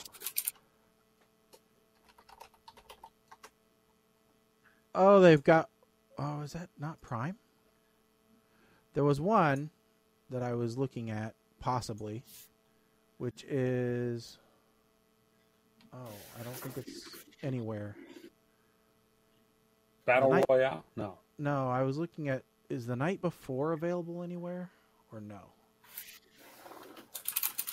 Well, you know what? You know what Christmas movie I did see was available somewhere? What? Let me see. No,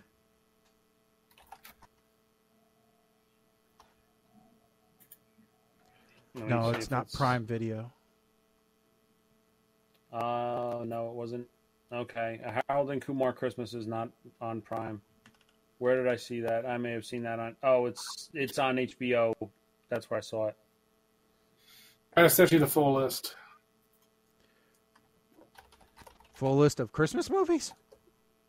For 2020. Oh. Hopefully it's not including everything on... I think it's including everything on Lifetime and everything. Yeah, if it was Lifetime, it'd be a long list. Yeah, it does have Lifetime on it. Yeah. Yeah, it's got... no. Oh, God, there's another Dolly Christmas movie. No. And it's got... What's the one? The Christmas Shoes? No, we're not watching the Christmas Shoes. No, I put my foot down. I put my foot down there. I ain't watching no Christmas shoes. All right, I'll tell you what. Let's do this. Let's look. We'll look. But we know. We can either look or we pick 1 to 49, or I'm sorry, 1 to 48, because Bad Moms Christmas we moved over. We do 1 to 48, and we'll do one Christmas movie this week. Oh, hold on. I think I got it. I think I got one. What do you got? Us. I got one called Christmas Survival. Sisters Miranda, Gemma Whelan from Game of Thrones, and Lila Jolie Richardson and their families come together for a Christmas in this heartwarming holiday comedy. Over the span of 3 days, chaos and hilarity wreak havoc on the family's holiday plans, and ancient sibling rivalries flare up to sabotage the hope for a season of goodwill and Yuletide fun. Again, it's called Christmas Survival. Wait, what's this on? I'm watching the trailer. Stop. It's on Prime Video.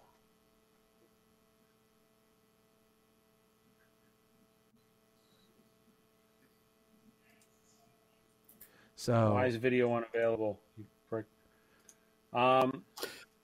It is British. That's what I was trying to find out. It is a 2018 British Christmas film. Sorry, I didn't know it was British. Everything just says English. Oh, as soon as I saw Rick. Uh-huh. All right. Let's see here. What the heck? Why does this have Chevy Chase in it? All right, let's for the time being, let's pick one. Okay. All right. So wait. What is this? What? Have you heard of Fat Man? Of Fat Man? What? It's a movie called Fat Man. I have no idea if it's going to be streaming anywhere. It stars Mel Gibson as Santa Claus, who is forced into a partnership with the U.S. military. He gets locked into a deadly battle of wit against the highly skinned assassin hired by a 12-year-old after receiving a lump of coal in his stocking. Well, it's not available on Prime. No, unless you want to pay $20. Yeah. No. But I think that should definitely be on the list of something that we'll need to pick up in the future.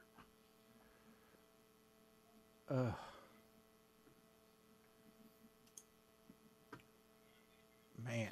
But yeah, I'm okay with, let's just get one from our list. All right, so 1 to 49. What? Well, here, this might be a fringe on it. So this is an American Carol. We watched it. A Fourth of July take on a Christmas Carol. No, we didn't watch that one. But it's Leslie Nielsen. From David Zucker, the director of Naked Gun and Airplane, comes a bare-knuckle comedy where no one is safe from the onslaught of lunacy, starring Kelsey Grammer, Dennis Hopper, and Leslie Nielsen. It kind of crosses boundaries there of not really being Christmas, but still being Christmas adjacent. So, okay, we can do that if you want. Let's just pick it. An American Carol. All right, let's do that. All right, so our two shows are Christmas Chronicles 2 and American Carol. Done. Boy, wasn't that easy. If all of our picks were just that easy. Well, they're usually easier because we just do a random number. But. Yeah, I know. All right, folks, so that's what we're going to be watching for next time. Don't forget you can always check out the show's social media accounts at PTR Radio on Facebook, Twitter, Instagram, and Twitch. We will have this episode up on our podcast feed sometime tomorrow. So if you miss the show, if you miss any of our shows, you can always subscribe to the podcast. Just go to ptrradio.com, click on the podcast link, and it tells you how to subscribe. We've got no public appearances because of the COVID. So sorry, but all of our concert tickets have been refunded. We don't know. We told all the venues, sorry. We'll reschedule once a vaccine is widely available. I know that, Chicago, Dallas, Fort Worth, Tampa, you guys were looking forward to seeing us. We apologize that we had to cancel, but it's just the way that it is. We can't stay in your cities for 2 weeks to travel just to check out. Okay, it's just not feasible for us. We're wanted everywhere, and in the Australia tour, unfortunately, we had to call that one off too. So it is just the way it is, unfortunately, right now. Once we get started back up, then we'll look into our international dates again. But, the vaccine, it's right around the corner, I hear. So, all right. With that said, anything else, Mike or Colin? No. No? Okay. Nope. All right. I think we're just burned out. Stick a fork in us, folks. We are done. I'm Colin. I'm Chris. I'm Shaggy. Dang it. I can't even get it right. I need another drink. I'm Shaggy. Colin, your turn. I am Colin. I am Fabio. Stick a fork in us, folks. We are done. Later.